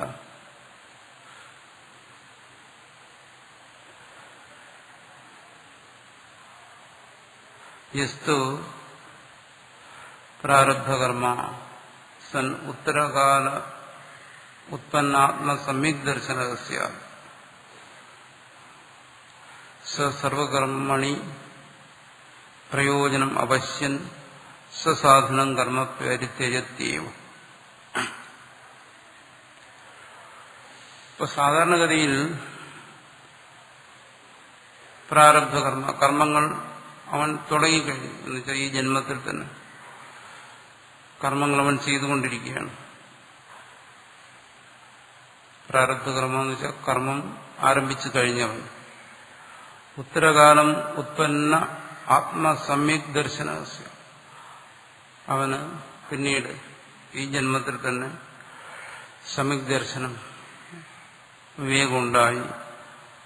സർവകർമ്മണി പ്രയോജനം അവശ്യൻ, അവൻ കർമ്മങ്ങളെക്കുറിച്ച് ചിന്തിക്കുന്നു. ഇനി കർമ്മങ്ങളെ കൊണ്ട് പ്രയോജനമൊന്നും ഇല്ല എന്ന് മനസ്സിലാക്കുന്നു. സ്വസാധനം കർമ്മ പരിത്യജത്യേവ. സ്വസാധനം, ആ കർമ്മങ്ങൾക്ക് എന്തൊക്കെയാണോ ഒരുക്കങ്ങൾ വേണ്ടത് അതിനെയും കർമ്മത്തെയും എല്ലാം ഉപേക്ഷിക്കുന്നു. അത് ഒരു കൂട്ടർ. ഇനി കുതശ്ചിത് നിമിത്താൻ കർമ്മപരിത്യാഗ അസംഭവേ സതി, ഇനി എന്തെങ്കിലും കാരണം കൊണ്ട് അയാൾ കർമ്മത്തെ ഉപേക്ഷിക്കുന്നില്ല, കർമ്മങ്ങളിലേക്ക് അയാൾ ഇറങ്ങിപ്പോയി, കർമ്മമാർഗത്തിനൊക്കെയാണ്, അയാൾ കർമ്മപരിത്യാഗ അസംഭവേ, കർമ്മം ഉപേക്ഷിക്കുന്നില്ല എന്നുണ്ടെങ്കിൽ സതി കർമ്മണി തദ്ഫലേജ സംഗരഹിതതയ, അയാൾക്ക് കർമ്മത്തിലോ ഫലത്തിലോ ബന്ധനമില്ലാത്തതുകൊണ്ട് സ്വപ്രയോജന അഭാവ, കർമ്മം കൊണ്ട് തനിക്ക് യാതൊരു പ്രയോജനവും ഇല്ലാത്തതുകൊണ്ടും ലോകസംഗ്രഹാർത്ഥം പൂർവ കർമ്മണി പ്രവൃത്തി, ലോക നന്മയ്ക്ക് വേണ്ടി അയാൾ അജ്ഞനായിരുന്നപ്പോൾ എങ്ങനെയാണോ കർമ്മങ്ങൾ ചെയ്തിരുന്നത് അതുപോലെ തന്നെ കർമ്മത്തിൽ അയാൾ ഏർപ്പെട്ടിരിക്കുന്നു. നൈവ കിഞ്ചിത് കരോതി ജ്ഞാനാഗ്നി ദഗ്ധകർമ്മത്വ, അയാളും വാസ്തവത്തിൽ കർമ്മമൊന്നും ചെയ്യുന്നില്ല. അയാൾ പ്രവൃത്തി മാർഗത്തിലാണെങ്കിലും അയാൾ കർമ്മം ചെയ്യുന്നില്ല. നൈവ കിഞ്ചിത് കരോതി, എന്തുകൊണ്ട്? ജ്ഞാനാഗ്നി ദഗ്ധകർമ്മത്വ, ജ്ഞാനാഗ്നി സർവകർമ്മത്തെയും ദഹിപ്പിച്ചിരിക്കുന്നുണ്ട്. തദീയം കർമ്മ അകർമ്മ സമ്പദ്ധ്യത, അങ്ങനെ കർമ്മം ചെയ്യുന്നവൻ തത്വജ്ഞാനത്തിന് ശേഷം, തത്വജ്ഞാനപ്രാപ്തിക്ക് ശേഷം കർമ്മം ചെയ്യുന്നവന്റെ കർമ്മ തദീയം കർമ്മ, അവന്റെ കർമ്മ അകർമ്മ ഏവ, അത് അകർമ്മമാണ്. പിന്നെ കർമ്മം ഒന്ന് ഗണിക്കരുത്, പിന്നെ കർമ്മത്തിന്റെ പട്ടികയിൽപ്പെടുത്താൻ പാടില്ല, അത് അജ്ഞന്റെ കർമ്മം പോലെയല്ല. ഇത്യവുമർത്ഥം ദർശയിഷ്യനാഹ, ഈ കാര്യത്തെ വെളിപ്പെടുത്തിക്കൊണ്ട് പറയുകയാണ്. എന്നുവെച്ചാൽ ആചാര്യസ്വാമികൾ രണ്ടു തരത്തിലുള്ള സന്യാസത്തെ ഇവിടെ അംഗീകരിക്കാൻ നിർബന്ധിതനായിരിക്കുകയാണ്. ഒന്നെന്താണ്? സർവകർമ്മങ്ങളെയും പരിത്യജിച്ച് ശരീരചേഷ്ട മാത്രമായി ജീവിക്കുന്നത്, അതൊന്ന്. ആചാര്യസ്വാമികൾക്ക് അതിനോടാണ് പക്ഷപാതം കൂടുതലുള്ളത്, ഇഷ്ടം അതാണ്. പക്ഷേ ഇവിടെ വേറെ തരത്തിലുള്ള സന്യാസത്തെക്കുറിച്ചും പറയുന്നു. എന്താണ്? കർമ്മത്തെ ഉപേക്ഷിക്കുന്നില്ല, കർമ്മം ചെയ്തുകൊണ്ട് തന്നെ ഇരിക്കുന്നു. അപ്പം പറയുന്നു, വേണമെങ്കിൽ അതും ഞാൻ അംഗീകരിക്കാം, അങ്ങനെയുമാകാം സന്യാസം. കർമ്മം അനുഷ്ഠിച്ചുകൊണ്ട് തന്നെ ഇരിക്കുക, ജ്ഞാനാഗ്നി ദഗ്ധകർമ്മത്വ, അങ്ങനെയുള്ള കർമ്മത്തെ, പക്ഷെ കർമ്മമെന്ന് പറയത്തില്ല. അഹന്ത മമതാരഹിതമായിരിക്കുന്ന ഒന്നിനെ കർമ്മത്തിന്റെ കൂട്ടത്തിൽപ്പെടുത്താൻ പറ്റത്തില്ല. ലോകസംഗ്രഹാർത്ഥം അങ്ങനെയുള്ളവരും പ്രവർത്തിക്കുന്നു, അതാണ് ഇവിടെ പറയുന്നത് എന്നാണ്.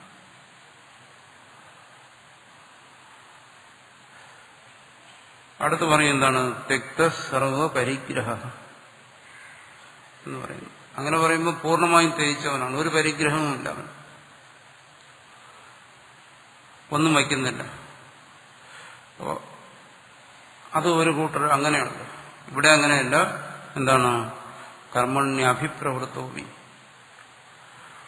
അങ്ങനെയുള്ളവരെ കുറിച്ചാണ് ഇവിടെ പറയുന്നത്. കർമ്മരംഗത്തിൽ അവൾ വളരെ ശക്തമായി തന്നെ നിൽക്കുന്നു, പ്രവർത്തിക്കുന്നു. തെക്വ കർമ്മസു അഭിമാനം, എന്തൊക്കെയാണ് ത്യജിക്കുന്നത്? കർമ്മത്തിലുള്ള അഭിമാനം ത്യജിക്കുന്നു. ഞാൻ ചെയ്യുന്നുവെന്നും ഇതെന്റെ കർമ്മമാണെന്നും സങ്കല്പിച്ചുകൊണ്ട് കർമ്മത്തിൽ അഭിമാനം പുലർത്തുക. അകർമ്മത്തിൽ അഭിമാനം കൊണ്ട് കർമ്മത്തിന്റെ വിജയത്തിൽ അഭിമാനിക്കും, കർമ്മത്തിന്റെ പരാജയത്തിൽ തന്റെ നഷ്ടത്തെക്കുറിച്ച് ഓർത്ത് വിലപിക്കും. ഇതെല്ലാം കർമാഭിമാനത്തിന്റെ ഭാഗമാണ്. അത്തരം കർമാഭിമാനങ്ങളെല്ലാം ത്യജിച്ചിട്ട് ഫലാസംഗം, ഫലത്തിനോട് ബന്ധപ്പെടാതെ, ഫലത്തിനോട് മാനസികമായ ശക്തിയില്ലാതെ, ഫലത്തിനോട് അയാളുടെ മനസ്സ് ഒട്ടുന്നില്ല. തെക്വ കർമ്മസ്വാഭിമാനം ഫലാസംഗം. അതെങ്ങനെ കഴിയും ഒരാൾക്ക്? എല്ലാവരും ചോദിക്കുന്ന ഒരു കാര്യമാണ്. ഫലത്തിനോട് താല്പര്യമില്ല, എങ്ങനെ കർമ്മം ചെയ്യും? അതെങ്ങനെ ചെയ്യാൻ കഴിയും? കർമ്മം ചെയ്യണമെങ്കിൽ പ്രേരണ എന്ന ഫലത്തിനോടുള്ള താല്പര്യമാണല്ലോ. ഇതെങ്ങനെ ഒരാൾക്ക് കഴിയും എന്നാണ് പറയുന്നത്. യഥോക്തേന ജ്ഞാനേന, ഈ മുമ്പ് പറഞ്ഞ ജ്ഞാനം കൊണ്ടേ അത് സാധിക്കത്തുള്ളൂ. അല്ലാതെ പറ്റത്തില്ല. ഫലം ഇല്ലാതെ, ഫലാഗ്രഹം ഇല്ലാതെ കർമ്മം എങ്ങനെ ചെയ്യാം എന്നുള്ളത് ഈ പറയുന്ന തത്വജ്ഞാനം കൊണ്ടേ മനസ്സിലാക്കാൻ പറ്റും. ആ തത്വജ്ഞാനം ഇല്ലാതെ ഒരാളോട് നമ്മൾ പറയണം ഫലത്തെ നിങ്ങൾ ആഗ്രഹിക്കരുതെന്ന് പറഞ്ഞാൽ അത് അബദ്ധമാണ്. അങ്ങനെ, കാരണം കർമ്മപ്രേരണ തന്നെ സാധാരണ മനുഷ്യന് ഫലചിന്തയാണ്, ഫലാഗ്രഹമാണ്. സാധാരണ ഒരു മനുഷ്യനോട് നമ്മൾ പറയുകയാണ് നിങ്ങൾ ഫലത്തെ ആഗ്രഹിക്കുന്നു എന്ന് പറഞ്ഞാൽ അതൊരു വീൺവാക്കാണ്. എന്ന് വെച്ചാൽ അർത്ഥമില്ലാത്ത പറച്ചിലാണ്. അതിൽ യാതൊരു പ്രായോഗികതയില്ല. ഒരിക്കലും ആർക്കും അത് അനുഷ്ഠിക്കാൻ സാധ്യവുമല്ല. ഈ ഉപദേശിക്കുന്നവനും അങ്ങനെ അത് അനുഷ്ഠിക്കാൻ ഒക്കത്തില്ല. എന്തുകൊണ്ട്? മനുഷ്യനെപ്പോഴും കർമ്മത്തിന് പ്രേരകമായിരിക്കുന്നത് ഫലത്തെക്കുറിച്ചുള്ള ആഗ്രഹമാണ്. പിന്നെ എന്താണ് ഇതിന്റെ പ്രായോഗികത എന്ന് പറയുന്നത്? യഥോക്തേന ജ്ഞാനേന, തത്വജ്ഞാനം വേണം. ഇവിടെ മുമ്പ് പറഞ്ഞതായിട്ടുള്ള സമത്വം, യോഗയുച്യതേ, യോഗ കർമ്മസു കൗശലം, കർമ്മണ്യകർമ്മയെ പശ്യ തുടങ്ങിയ ഭാഗങ്ങളിൽ പറഞ്ഞിട്ടുള്ള കർമ്മത്തെ സംബന്ധിച്ചും ആത്മാവിനെ സംബന്ധിച്ചുമുള്ള യഥാർത്ഥമായ ജ്ഞാനം വേണം. ആ ജ്ഞാനമുള്ള ഒരുവന് മാത്രമേ ഈ കർമ്മ ഫലത്തിൽ ആഗ്രഹം പാടില്ല എന്ന് പറയുന്നത് മനസ്സിലാകത്തുള്ളൂ, ഒരാൾക്ക് മനസ്സിലാക്കി കൊടുക്കാൻ പറ്റത്തുള്ളൂ. അപ്പം ആദ്യം വേണ്ടത് തത്വജ്ഞാനമാണ്. അതാണ് പറയുന്നത് ഫലാസംഗം ഉപേക്ഷിക്കുക എന്ന് പറയുന്നിടത്തെല്ലാം ഇവിടെ പറയുന്നത് എന്താണ്? യഥോക്തേന ജ്ഞാനേന, ആ ജ്ഞാനത്തെ ആർജിക്കുക. വിവേകം കൊണ്ട് ഫലചിന്തയെ വെടിയുക, അല്ലാതെ കേവലമായി ഫലചിന്തയെ വെടിയുക എന്നല്ല ഇവിടെ പറയുന്നു. അങ്ങനെയുള്ള തത്വജ്ഞാനം കൊണ്ട് കർമാഭിമാനവും ഫലാസക്തിയും ആന്തരികമായി വെടിഞ്ഞ് നിത്യതൃപ്ത, അതുകൊണ്ട് തന്നെ അവൻ നിത്യതൃപ്തനായിരിക്കുന്നു. അതായത് ഫലാഗ്രഹം കൂടാതെ ഒരുവന് കർമ്മം ചെയ്യാൻ പറ്റുന്നില്ല. എന്തുകൊണ്ട്? അയാൾ ഏത് ചേഷ്ടയും സ്വന്തം തൃപ്തിക്ക് വേണ്ടിയിട്ടാണ്. നമ്മൾ പറയല്ലോ എന്തുകൊണ്ടാ പ്രവൃത്തി ചെയ്യുന്നു? അതെന്റെ ഇഷ്ടത്തിന് വേണ്ടിയിട്ടാണ്. ഇഷ്ടത്തെ മുൻനിർത്തിയാണ് എല്ലാവരും പ്രവർത്തിക്കുന്നത്. നമ്മളൊരു കർമ്മം ചെയ്യാൻ ആഗ്രഹിക്കുമ്പോൾ ആദ്യം നമ്മുടെ ഇഷ്ടത്തെ നോക്കും. ഇഷ്ടമുള്ള കർമ്മം ചെയ്യാൻ ആഗ്രഹിക്കുന്നു. ഇഷ്ടമില്ലാത്ത കർമ്മത്തെ ഒഴിവാക്കാൻ നമ്മൾ ആഗ്രഹിക്കുന്നു. അപ്പൊ കർമ്മത്തെ തിരഞ്ഞെടുക്കുന്നതിനും നിർണായകമായിരിക്കുന്ന എന്താണ്? ഇഷ്ടമാണ്. കർമ്മത്തെ ഒഴിവാക്കുന്നതിന് അനിഷ്ടവും കർമ്മത്തെ സ്വീകരിക്കുന്നതിന് ഇഷ്ടവുമാണ് കാരണം. ഒരുവന്റെ കർമാനുഷ്ഠാനത്തെ നിയന്ത്രിക്കുന്നവന്റെ ഇഷ്ടാനിഷ്ടങ്ങളാണ്. ആ ഇഷ്ടാനിഷ്ടങ്ങളെന്ന് പറയുന്നത് സ്വന്തം അഹന്തയോടും മമതയോടും ചേർന്ന് നിൽക്കുന്നതാണ്. ആ ഇഷ്ടമാണ് ഇച്ഛയെ നിയന്ത്രിക്കുന്നത്. ഇഷ്ടം ഉള്ളതിനെ ഇച്ഛിക്കുന്നു, ഇഷ്ടപ്പെട്ടതിനെ ഇച്ഛിക്കുന്നു, ആഗ്രഹിക്കുന്നു. കർമ്മം ഇഷ്ടമായതുകൊണ്ട് കർമ്മത്തെ അനുഷ്ഠിക്കുന്നു, കർമ്മഫലം ഇഷ്ടമായതുകൊണ്ട് അതിനെ ആഗ്രഹിക്കുന്നു. അപ്പോൾ ഇഷ്ടമാണ് എപ്പോഴും കർമ്മത്തെ തിരഞ്ഞെടുക്കുന്നതിന് തന്നെ ഒരുവനെ സ്വാധീനിക്കുന്ന മുഖ്യമായ ഘടകം.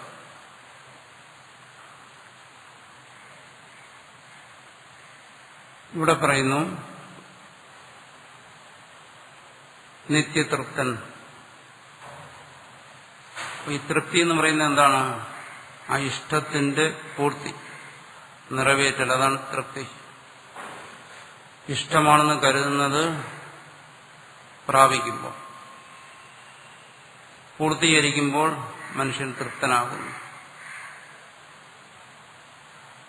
അല്ലെങ്കിൽ ഇച്ഛ, ഇഷ്ടത്തെ ആഗ്രഹിക്കുന്നു, ആഗ്രഹപൂർത്തിയിൽ അയാൾ തൃപ്തനാകുന്നു.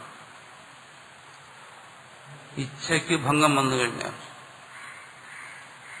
അയാൾ നിരാശനാകുന്നു, ദുഃഖിതനാകുന്നു. സാധാരണ ഒരു വ്യക്തി അയാൾക്ക് ഇച്ഛ കാണും, ഇച്ഛയുടെ പ്രാപ്തിയിൽ പൂർത്തിയിൽ അയാൾക്ക് ഇഷ്ടം വരും.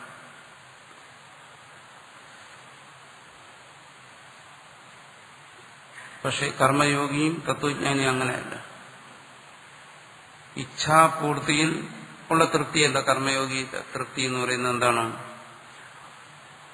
ഇഷ്ടം നേടുന്നതുകൊണ്ടുള്ള തൃപ്തിയല്ല, മറിച്ച് നിത്യതൃപ്ത. അത് ഇച്ഛയെ, ആഗ്രഹത്തെ ആശ്രയിച്ച് നിൽക്കുന്ന തൃപ്തിയല്ല. അയാൾ സദാ തൃപ്തനായിരിക്കുന്നു.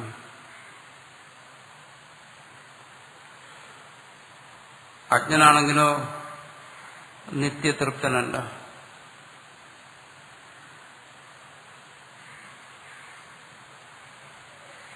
കർമ്മയോഗിയും തത്വജ്ഞാനിയും നിത്യതൃപ്തരായിരിക്കുന്നു. നിത്യതൃപ്തിയിലെ കർമ്മയോഗം സാധ്യമാകും.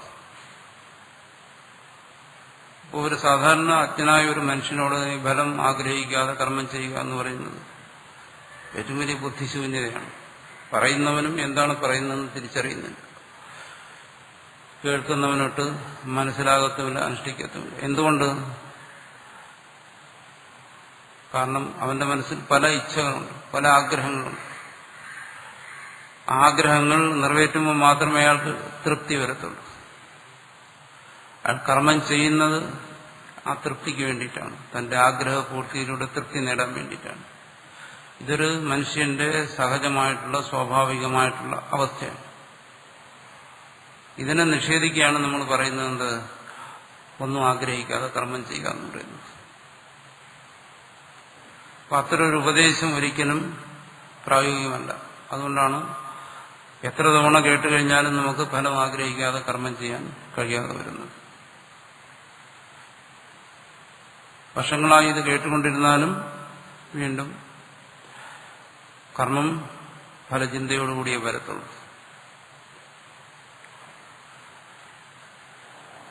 തത്വജ്ഞാനി അങ്ങനെയല്ല, കർമ്മയോഗി അങ്ങനെയല്ല, നിത്യതൃപ്തനായിരിക്കുന്നു. ആ നിത്യതൃപ്തിക്കുള്ള ഒരു ഹേതു കൂടെയാണ് അടുത്ത് പറയുന്നത്. നിത്യതൃപ്തിയോടെ വിശദീകരിക്കുന്നു. അതിൽ നിരാകാംക്ഷോ വിഷയേഷു, നിരാകാംക്ഷനായിരിക്കുന്നു.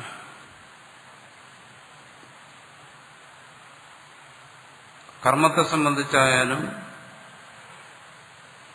കർമ്മഫലത്തെ സംബന്ധിച്ചായാലും കർമ്മയോഗിയുടെ മനസ്സിൽ ആകാംക്ഷയില്ല,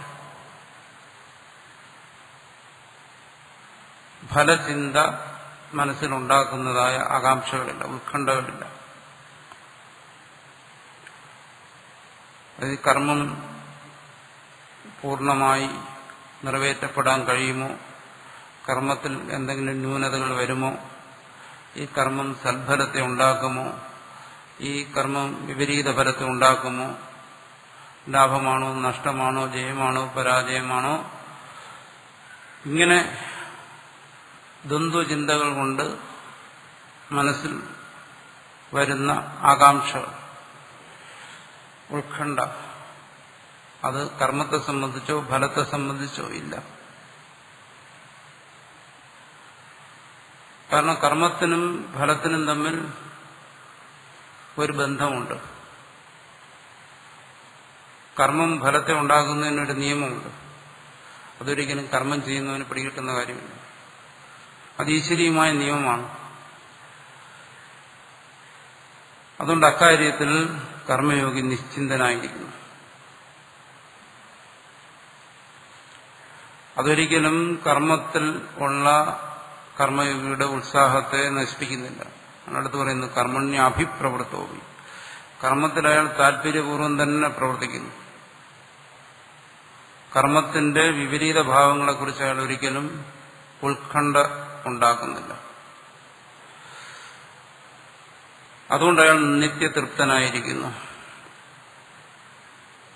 ആ നിത്യതൃപ്തി കർമ്മയോഗിക്ക് വരുന്നത് എങ്ങനെ? ഈ കർമ്മതത്വത്തെ അയാൾ ഗ്രഹിച്ചിരിക്കുന്നുണ്ട്, ആത്മതത്വത്തെ ഗ്രഹിച്ചിരിക്കുന്നുണ്ട്, വിവേകം കൊണ്ടെന്നർത്ഥം. അപ്പോൾ വിവേകം കൊണ്ട് നിത്യതൃപ്തനായിരുന്ന് ഇരിക്കുന്ന കർമ്മയോഗിക്ക് തൃപ്തിക്ക് വേണ്ടി കർമ്മത്തെയോ ഫലത്തെയോ ആശ്രയിക്കേണ്ടി വരുന്നില്ല.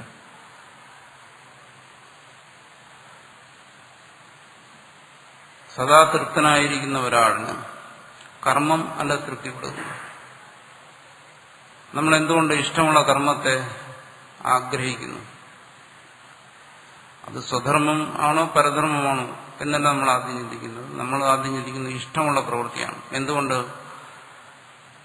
ആ കർമ്മത്തിലൂടെ നമുക്ക് ഇഷ്ടത്തെ നേടേണ്ടി വരുന്നതുകൊണ്ട്.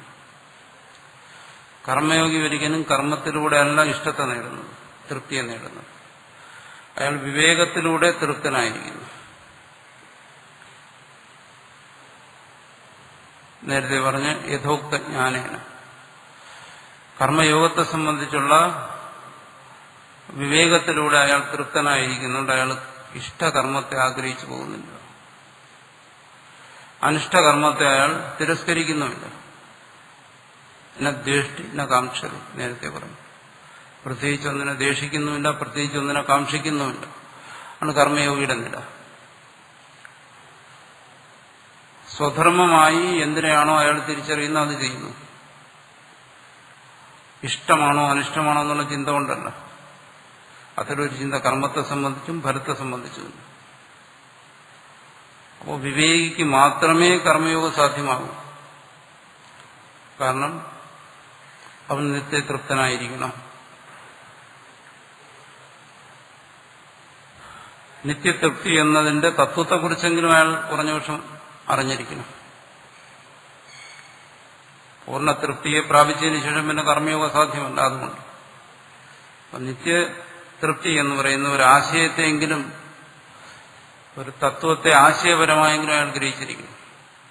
അങ്ങനെ ഗ്രഹിച്ചു കഴിഞ്ഞാൽ ഈ കർമ്മത്തെ അല്ലെങ്കിൽ കർമ്മത്തെ ആശ്രയിച്ചുള്ള ആ ഇഷ്ടാനിഷ്ടങ്ങളെ വെടിഞ്ഞിട്ട്, നേരത്തെ പറഞ്ഞല്ലോ കർമ്മം അയാളെ സംബന്ധിച്ചിടത്തോളം ചേഷ്ടാമാത്രം, കർമ്മത്തെ ചേഷ്ടാമാത്രമായി കണ്ടു. എന്ന് വെച്ചാൽ അത് ഇഷ്ടത്തിനെയോ അനിഷ്ടത്തിനോ വേണ്ടിയുള്ള ഒന്നല്ല. കർമ്മം കേവലം കർമ്മമാണ്.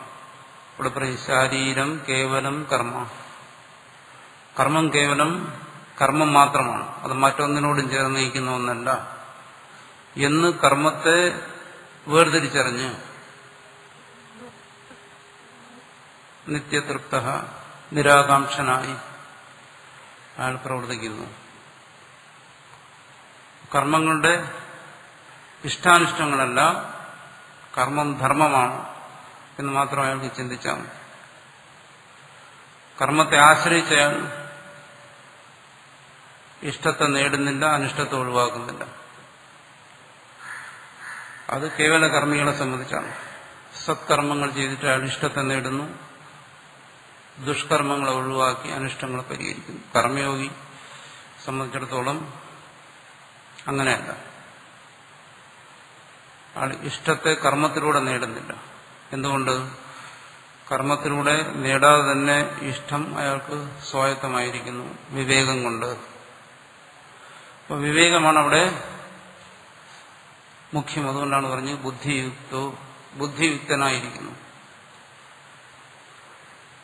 അവനെ യോഗിയാക്കുന്നത് എന്താണ്? ബുദ്ധിയാണ്. ബുദ്ധി എന്ന് വെച്ചാൽ വിവേകം അല്ല, ബുദ്ധി സാമർഥ്യമല്ല. ഇവിടെ പറയുന്നതായ വിവേകം, ഇവിടെ പറയുന്ന അകർമ്മ ദർശനം എന്നും മറ്റും പറയുന്ന ആ വിവേകം കൊണ്ട് അയാൾ തൃപ്തനായിരിക്കുന്നു. നിരാശ്രയ, ആശ്രയരഹിതനായി. ആശ്രയോ നാമ യഥാശ്രിത്യ പുരുഷാർത്ഥം സാധയിഷതി ദൃഷ്ടാദൃഷ്ടഫലസാധന ആശ്രയരഹിത ഇത്യർത്ഥഃ. ഒരു സാധാരണ ഒരുവൻ കർമ്മത്തിനു വേണ്ടി, ഒരു കർമ്മത്തിന്റെ പൂർത്തിക്ക് വേണ്ടി, ആ കർമ്മ അനുഷ്ഠാനം പൂർണ്ണമാക്കുന്നതിന് വേണ്ടി, അല്ലെങ്കിൽ ആ കർമ്മത്തിന്റെ ഫലത്തെ നേടുന്നതിന് വേണ്ടി ബാഹ്യമായ ഒരുപാട് കാര്യങ്ങൾ അയാൾ ആശ്രയിക്കും. കാരണം അയാളെ സംബന്ധിച്ചിടത്തോളം അയാൾ നേരത്തെ പറഞ്ഞതായ ആകാംക്ഷയുള്ളവനാണ്. ആ കർമ്മം എങ്ങനെ ഫലത്തെ ഉണ്ടാക്കും, അനുകൂലമാണോ പ്രതികൂലമാണോ, ഈ തരത്തിൽ കർമ്മത്തിന്റെ ദ്വന്ദ്വാത്മകമായ ഫലങ്ങളെക്കുറിച്ച് വളരെയധികം ആകാംക്ഷയുടെ മനസ്സിലുണ്ട്, കണ്ടു. അതുണ്ട്. കർമ്മയോഗിയെ സംബന്ധിച്ചിടത്തോളം അത്തരൊരാകാംക്ഷയില്ല. അയാൾ സ്വധർമ്മം ഇന്നതാണെന്ന് മനസ്സിലാക്കുന്നു. ആ സ്വധർമ്മത്തെ അയാൾ അനുഷ്ഠിക്കുന്നു. ഒരു സാധാരണ മനുഷ്യൻ അവന്റെ ആകാംക്ഷയെ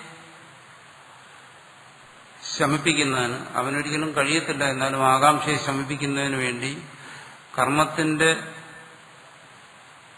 അനുബന്ധമായ നാനാ വിഷയങ്ങളെക്കുറിച്ച് അയാൾ ചിന്തിക്കേണ്ടി വരുന്നു.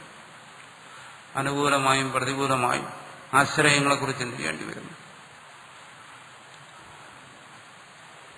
ചെറിയൊരു കർമ്മ അനുഷ്ഠാനത്തിന് തന്നെ അയാൾ വലിയ ഒരുക്കങ്ങൾ ചെയ്യുന്നു. അപ്പോൾ പലതും അനാവശ്യമായിരിക്കും. ആവശ്യമില്ലാതെ ഒരുപാട് കാര്യങ്ങൾ അയാൾ ഒരുക്കൂട്ടുന്നു കർമ്മത്തിന് വേണ്ടിയിട്ട്. ഇവിടെ പറയുന്നു ദുഷ്ട ഫലസാധനാശ്രയം. ദുഷ്ടവും അദുഷ്ടവുമായിട്ടുള്ള ഫലത്തെക്കുറിച്ച്, സാധനങ്ങളെക്കുറിച്ച്, ഇതിനെല്ലാം ഒരുപാട് ആശ്രയിക്കുന്നു. ബാഹ്യമായി ഒരുപാട് കാര്യങ്ങളെ ആശ്രയിക്കുന്നു. എന്തുകൊണ്ട്? അയാളുടെ മനസ്സ് സ്വസ്ഥമല്ലാത്തതുകൊണ്ട്. അതങ്ങനെ ചെയ്യണോ ഇങ്ങനെ ചെയ്യണോ, പലതരത്തിലായാൽ ഒരു കർമ്മം അനുഷ്ഠിച്ചു നോക്കുന്നു. പല ഉപായങ്ങളിലൂടെയും പോയി ചിലപ്പോൾ ജയിക്കുന്നു, ചിലപ്പോൾ പരാജയപ്പെടുന്നു.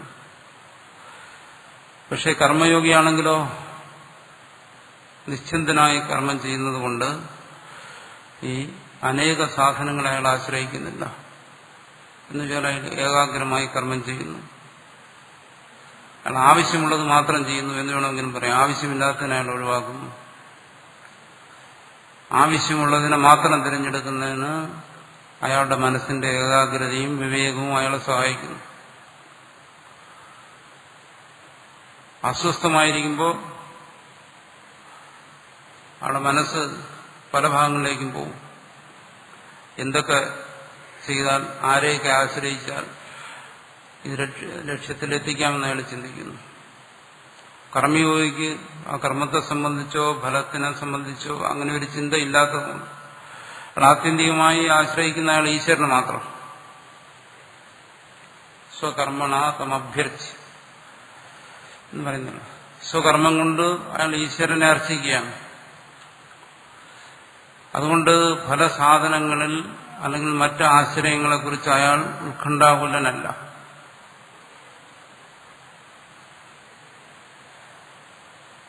അയാൾക്ക് ഒരാശ്രയം മാത്രമേ ഉള്ളൂ, ഈശ്വരൻ മാത്രമേ ഉള്ളൂ ആശ്രയം. ഈശ്വരനെ ആശ്രയിച്ച് സ്വധർമ്മത്തെ തിരിച്ചറിഞ്ഞ് ആ കർമ്മത്തെ അയാൾ ഭംഗിയായി ചെയ്യുന്നു. അസ്വസ്ഥനായി ഒരു കർമ്മത്തെ ഭംഗിയായി ചെയ്യാൻ ശ്രമിച്ചാലൊന്നും നടക്കത്തില്ല. കർമ്മയോഗി സ്വസ്ഥനായി ഈശ്വരനെ മാത്രം ആശ്രയിച്ചുകൊണ്ട് മറ്റാശ്രയരഹിതനായി നിരപേക്ഷനായി അയാൾ കർമ്മത്തെ ചെയ്യുന്നു. കാരണം ആശ്രയവും നാം ആശ്രയം എന്ന് പറയുന്നത് എന്താണ്? യഥാശ്രത്യ, എന്തിനെയെല്ലാം ആശ്രയിച്ചിട്ടാണോ പുരുഷാർത്ഥമായിരിക്കുന്ന ധർമാർത്ഥ കാമമോക്ഷങ്ങളെല്ലാം സാധയിഷ്യതി, നേടാൻ വേണ്ടി ആഗ്രഹിക്കുന്നത്, സിദ്ധിക്കാൻ വേണ്ടി ആഗ്രഹിക്കുന്നത്. അത്തരം നാനാതരത്തിലുള്ള അനേകാന്തമായ ആശ്രയങ്ങളെ ആശ്രയിക്കാതെ ദുഷ്ടാദുഷ്ട ഫലസാധനാശ്രയരഹിത ഏകാന്ത ബുദ്ധിയോടുകൂടി അവൻ കർമ്മം ചെയ്യുന്നു. തത്വജ്ഞാനിയും കർമ്മയോഗിയും അങ്ങനെ വിദുഷ ക്രിയമാണം കർമ്മ, അങ്ങനെയുള്ള വിവേകത്തോടു കൂടിയവൻ കർമ്മതത്വത്തെക്കുറിച്ചും ആത്മതത്വത്തെക്കുറിച്ചും ശരിയായ ബോധമുള്ളവൻ, ബുദ്ധിയുക്തനായിട്ടുള്ളവൻ, വിദ്വാൻ. അങ്ങനെയുള്ള വിദ്വാനാൽ ചെയ്യപ്പെടുന്ന കർമ്മം പരമാർത്ഥത. ആ കർമ്മം എന്താണ്? അകർമ്മയേവ, അത് അകർമ്മം തന്നെയാണ്. ആ കർമ്മം അവനെ ബന്ധിക്കുന്നില്ല. എന്തുകൊണ്ട്? തസ്യ നിഷ്ക്രിയ ആത്മദർശന സമ്പന്നത്വ, ആ കർമ്മം സമ്പന്നമാണ്, കർമ്മം ചെയ്യുന്നവന് സമ്പന്നനാണ്. എന്തുകൊണ്ട്? എന്താണ് അവന്റെ സമ്പത്ത്? നിഷ്ക്രിയമായ ആത്മദർശനം. കർമ്മണ്യ അകർമ്മ ദർശനം എന്ന് നേരത്തെ പറഞ്ഞതായ ആത്മതത്വജ്ഞാനം കൊണ്ട് സമ്പന്നമാണ് അവന്റെ കർമ്മവും അവനും. തേനേവം ഭൂതേന, അങ്ങനെയുള്ള ഒരുവൻ, ഈ പറഞ്ഞ തരത്തിലുള്ള സമ്പന്നനായ ഒരുവൻ, നിത്യതൃപ്തനായ ഒരുവൻ, സദാ തൃപ്തനായി കർമ്മം ചെയ്തുകൊണ്ടിരിക്കുന്ന ഒരുവൻ, എന്നുവെച്ചാൽ കർമ്മത്തിൽ നിന്ന് പ്രത്യേകിച്ച് ഇഷ്ടം നേടാനില്ല. അതുകൊണ്ട് കർമ്മത്തിൽ നിന്ന് പ്രത്യേകിച്ച് തൃപ്തിയെ നേടാതെ രണ്ടു കൂട്ടരാണ്. ഒരാൾ തന്റെ പ്രവൃത്തിയിലൂടെ തൃപ്തിയെ നേടാൻ ആഗ്രഹിക്കുന്നു, കർമ്മയോഗി തൃപ്തിയിൽ നിന്നുകൊണ്ട് പ്രവർത്തിക്കുന്നു. രണ്ടിനും തമ്മിലുള്ള വ്യത്യാസം അതാണ്. നിത്യതൃപ്തൻ തൃപ്തനായി പ്രവർത്തിക്കുന്നു, മറ്റയാൾ പ്രവൃത്തിയിലൂടെ തൃപ്തനാകാൻ ശ്രമിക്കുന്നു. ഇയാൾ അങ്ങനെയല്ല. തേനേവം ഭൂതേന, അങ്ങനെയുള്ളവൻ. അതും ഏറ്റവും പ്രധാനപ്പെട്ട ഒരു കാര്യമാണ്, നമ്മൾ മുമ്പും ചർച്ച ചെയ്തിട്ടുള്ളതാണ്. കർമ്മയോഗിയെ സംബന്ധിച്ചിടത്തോളം, കർമ്മയോഗിയെ സംബന്ധിച്ചുള്ള സാറിന് പറയും മുമുക്ഷുവും മുക്തനാണ് എന്ന് പറയും. മുമുക്ഷുവും മുക്തനാണ്. എന്തുകൊണ്ട്? മുമുക്ഷുവും ദുഃഖത്തിൽ നിന്നും മുക്തനായിരിക്കും. എന്തുകൊണ്ട്? അവന് നിത്യതൃപ്തനാണ്.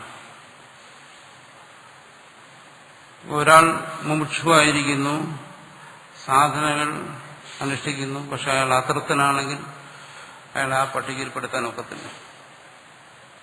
അയാളുടെ സാധനങ്ങൾ ശരിയായ മാർഗത്തിലല്ല സഞ്ചരിക്കുന്നു, അസ്വസ്ഥനും അതൃപ്തനുമാണ്.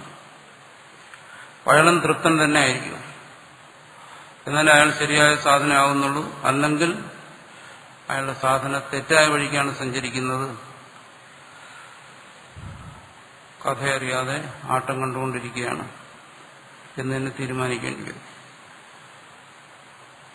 ഒരു യഥാർത്ഥ സാധകനെ സംബന്ധിച്ചിടത്തോളം അയാൾ നിത്യതൃപ്തൻ തന്നെ ആയിരിക്കും, അയാൾ മുക്തൻ തന്നെയാണ്. അയാൾക്ക് മറ്റൊന്നിലൂടെയും തൃപ്തിയെ നേടേണ്ടതായിട്ടില്ല. തേനേവം ഭൂതേന, അങ്ങനെയുള്ള ഒരുവൻ സ്വപ്രയോജനാഭാവ സ്വസാധനം കർമ്മ പരിത്യക്തവ്യമേവേദി പ്രാപ്തേ, പറയുന്നത് തനിക്ക് പ്രയോജനമൊന്നുമില്ല. തത്വജ്ഞാനിയെ സംബന്ധിച്ചാണ് പറയുന്നതെങ്കിൽ ചിത്തശുദ്ധി എന്ന് പറയുന്ന പ്രയോജനം കൂടി. അവന് കർമ്മം എന്തിന്, കർമ്മ ഉപകരണങ്ങൾ എന്തിന്, കർമ്മ ഉപായങ്ങളെന്ന് പറയുമ്പോൾ കർമ്മം അനുഷ്ഠിക്കുന്നതിന് വേണ്ടി വരുന്നതായ ഉപായങ്ങൾ, ധനം പോലെയുള്ള കാര്യങ്ങൾ, സമ്പത്തും മറ്റും കർമാനുഷ്ഠാനത്തിന് വേണ്ടി വരുന്നതാണ്. അതെല്ലാം എന്താണ്? പരിത്യക്തവ്യമേവേദി പ്രാപ്തി, അത് ഉപേക്ഷിക്കേണ്ടതാണ്. ഉപേക്ഷിക്കണം എന്നിരിക്കലും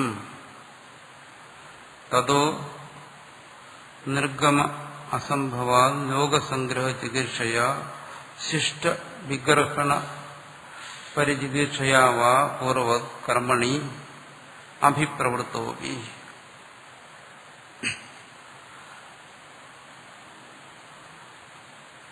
തതോ നിർഗമ അസംഭവ, അങ്ങനെയുള്ള ഒരു തത്വജ്ഞൻ അയാൾ കർമ്മത്തിൽ താല്പര്യപൂർവ്വം പ്രവർത്തിച്ചുകൊണ്ട് തന്നെ ഇരുന്നു, തത്വജ്ഞാനിയായി കഴിഞ്ഞു. കർമ്മം ആവശ്യമില്ലെങ്കിൽ പിന്നെ സ്വത്തും ആവശ്യമില്ല, സമ്പത്തും ആവശ്യമില്ല. തതോ നിർഗമ അസംഭവ, പക്ഷെ അയാൾക്ക് കർമ്മരംഗത്ത് തന്നെ നിൽക്കണം. അതുകൊണ്ട് ഇതിനെ വിടാൻ കഴിയുന്നില്ല, പ്രാരബ്ധം അനുവദിക്കുന്നില്ല. അതുകൊണ്ട് എന്ത് ചെയ്യുന്നു? ലോകസംഗ്രഹ ചികിത്സയ, ലോക നന്മയ്ക്ക് വേണ്ടി തത്വജ്ഞാനിയും ശിഷ്ട വിഗർഹണ പരിചികിത്സയാവാൻ, അല്ലെങ്കിൽ ശിഷ്ടന്മാരെ നിന്ദിക്കുമെന്ന് കരുതി, അങ്ങനെയും വേണമെങ്കിൽ കരുതാം. എന്തുകൊണ്ട്?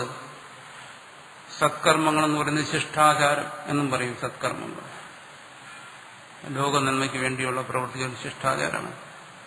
ശിഷ്ടന്മാരാണ് സൽപ്രവൃത്തികൾ ചെയ്യുന്നത്. ഒരാൾ തത്വജ്ഞാനിയായി ലോപകാരാർത്ഥം ഒന്നും ചെയ്യുന്നില്ല എന്ന് പറയാമല്ലോ, ശിഷ്ടന്മാർക്ക് പറയാമല്ലോ. ഇയാളുടെ തത്വജ്ഞാനം കൊണ്ട് എന്താ മനുഷ്യന് പ്രയോജനം? ഇയാൾക്ക് ആർക്കും ഒരു ഗുണവും ചെയ്യുന്നില്ല, അയാൾ സ്വന്തം മോക്ഷത്തിന് വേണ്ടി മാത്രം ജീവിക്കുന്നു എന്നെല്ലാം പറയാം. ഇനി അത് കരുതിയാകാം, എന്നുവെച്ചാൽ ലോകനീതിയെ കരുതി അയാൾ എന്ത് ചെയ്യുന്നു?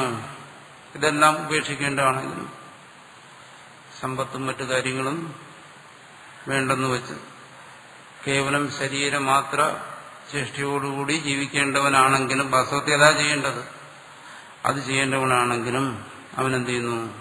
കർമ്മണി അഭിപ്രവൃത്തോപി, ഈ എല്ലാ സംഭാരങ്ങളെയും ഒരു കൂട്ടി കർമ്മത്തിൽ താല്പര്യപൂർവ്വം തന്നെ പ്രവർത്തിക്കുന്നു.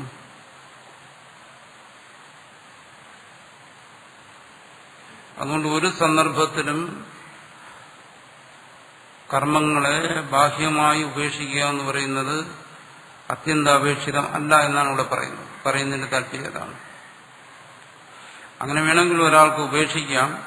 അപ്പോൾ അതാണ് ഒരു തത്വജ്ഞാനിയുടെ ലക്ഷണം. അയാൾ ലോക നന്മയ്ക്ക് വേണ്ടി പ്രവർത്തിക്കുന്നു, അയാളുടെ കയ്യിൽ സമ്പത്തുണ്ട്, ഇതൊന്നും കൊണ്ട് ഒരാൾ തത്വജ്ഞാനി ആകാതിരിക്കത്തില്ല. അതാണ് ഇവിടെ പറഞ്ഞു വരുന്നത്.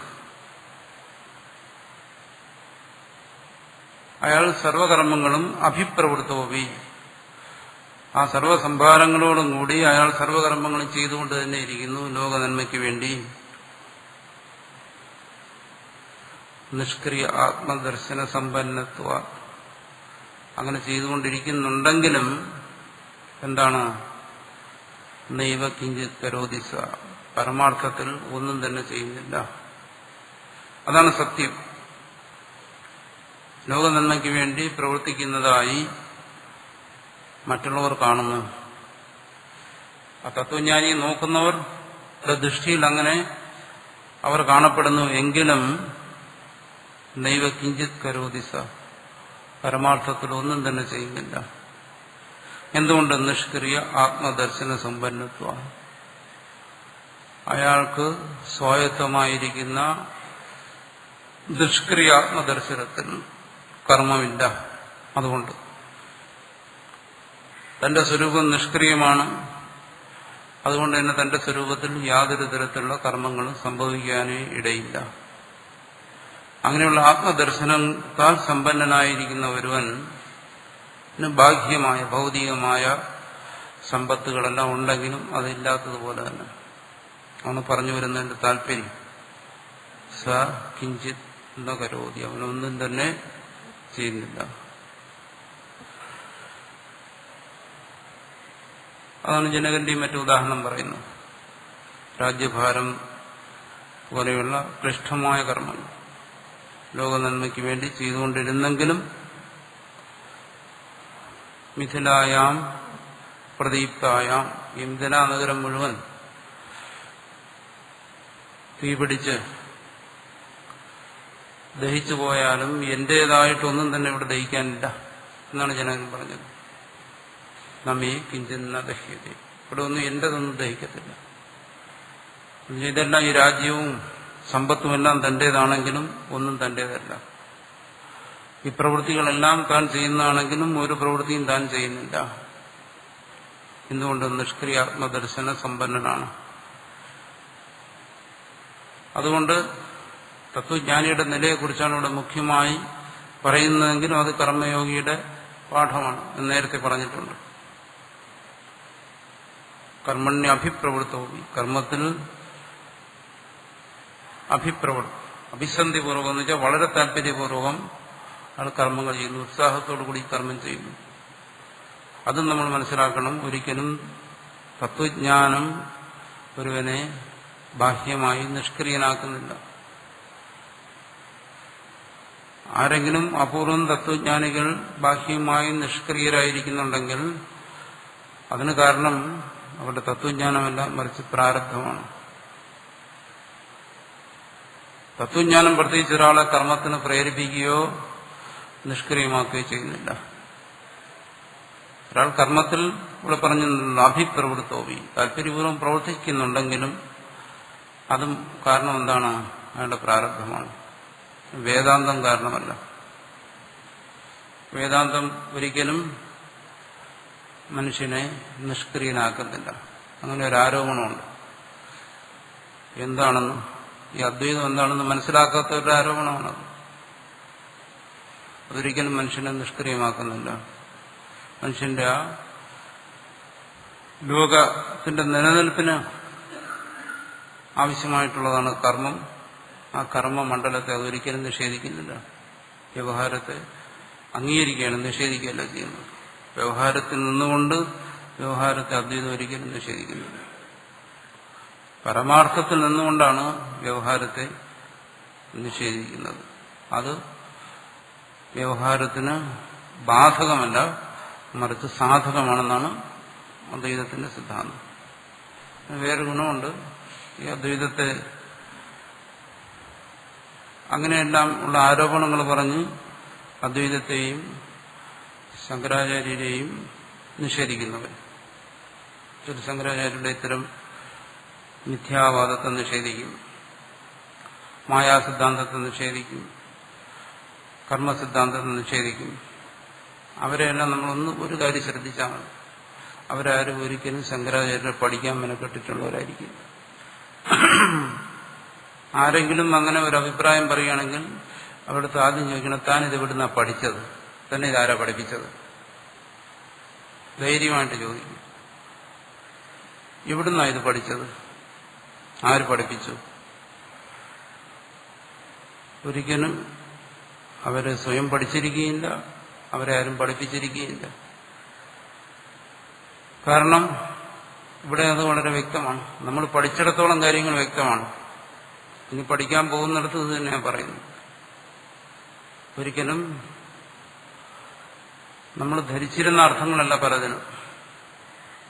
മായാവാദത്തെ സംബന്ധിച്ചായാലും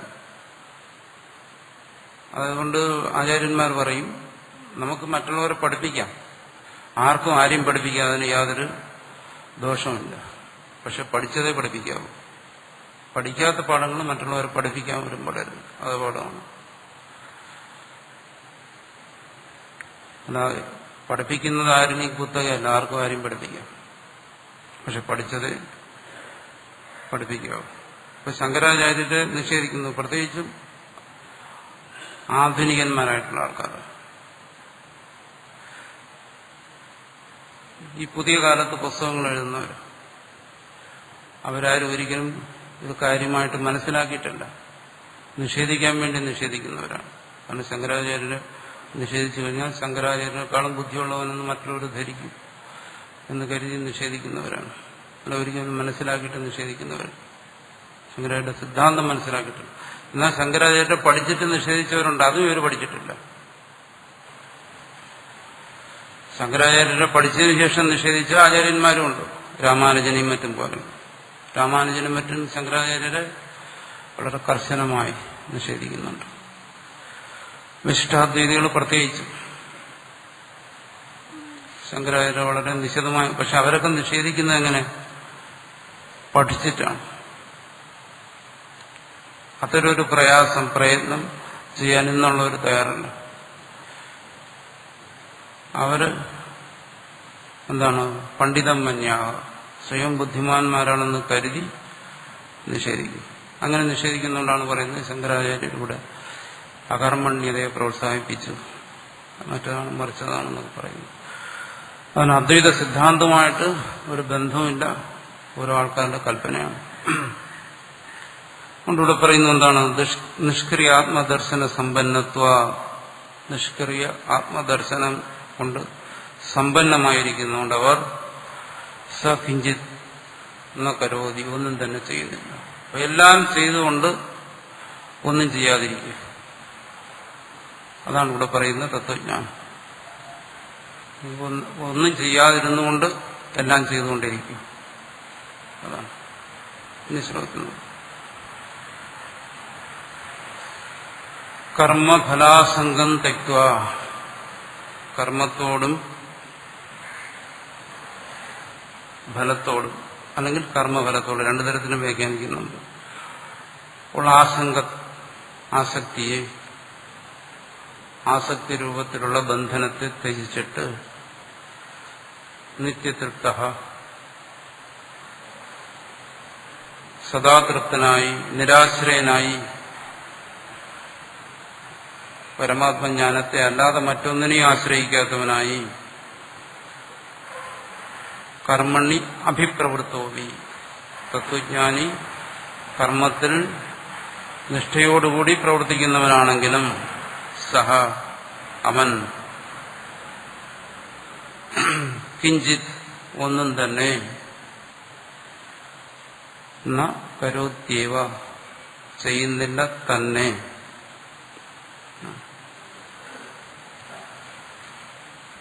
തെക്വാ കർമ്മഫലാസംഗം നിത്യതൃപ്തോ നിരാശ്രയഃ കർമ്മണ്യഭിപ്രവൃത്തോപി നൈവ കിഞ്ചിത് കരോതി സ നിരാശീർയത ചിത്താത്മാ തെക്തഃ സർവപരിഗ്രഹഃ ശാരീരം കേവലം കർമ്മ കുർവന്നാപ്നോതി കിൽബിഷം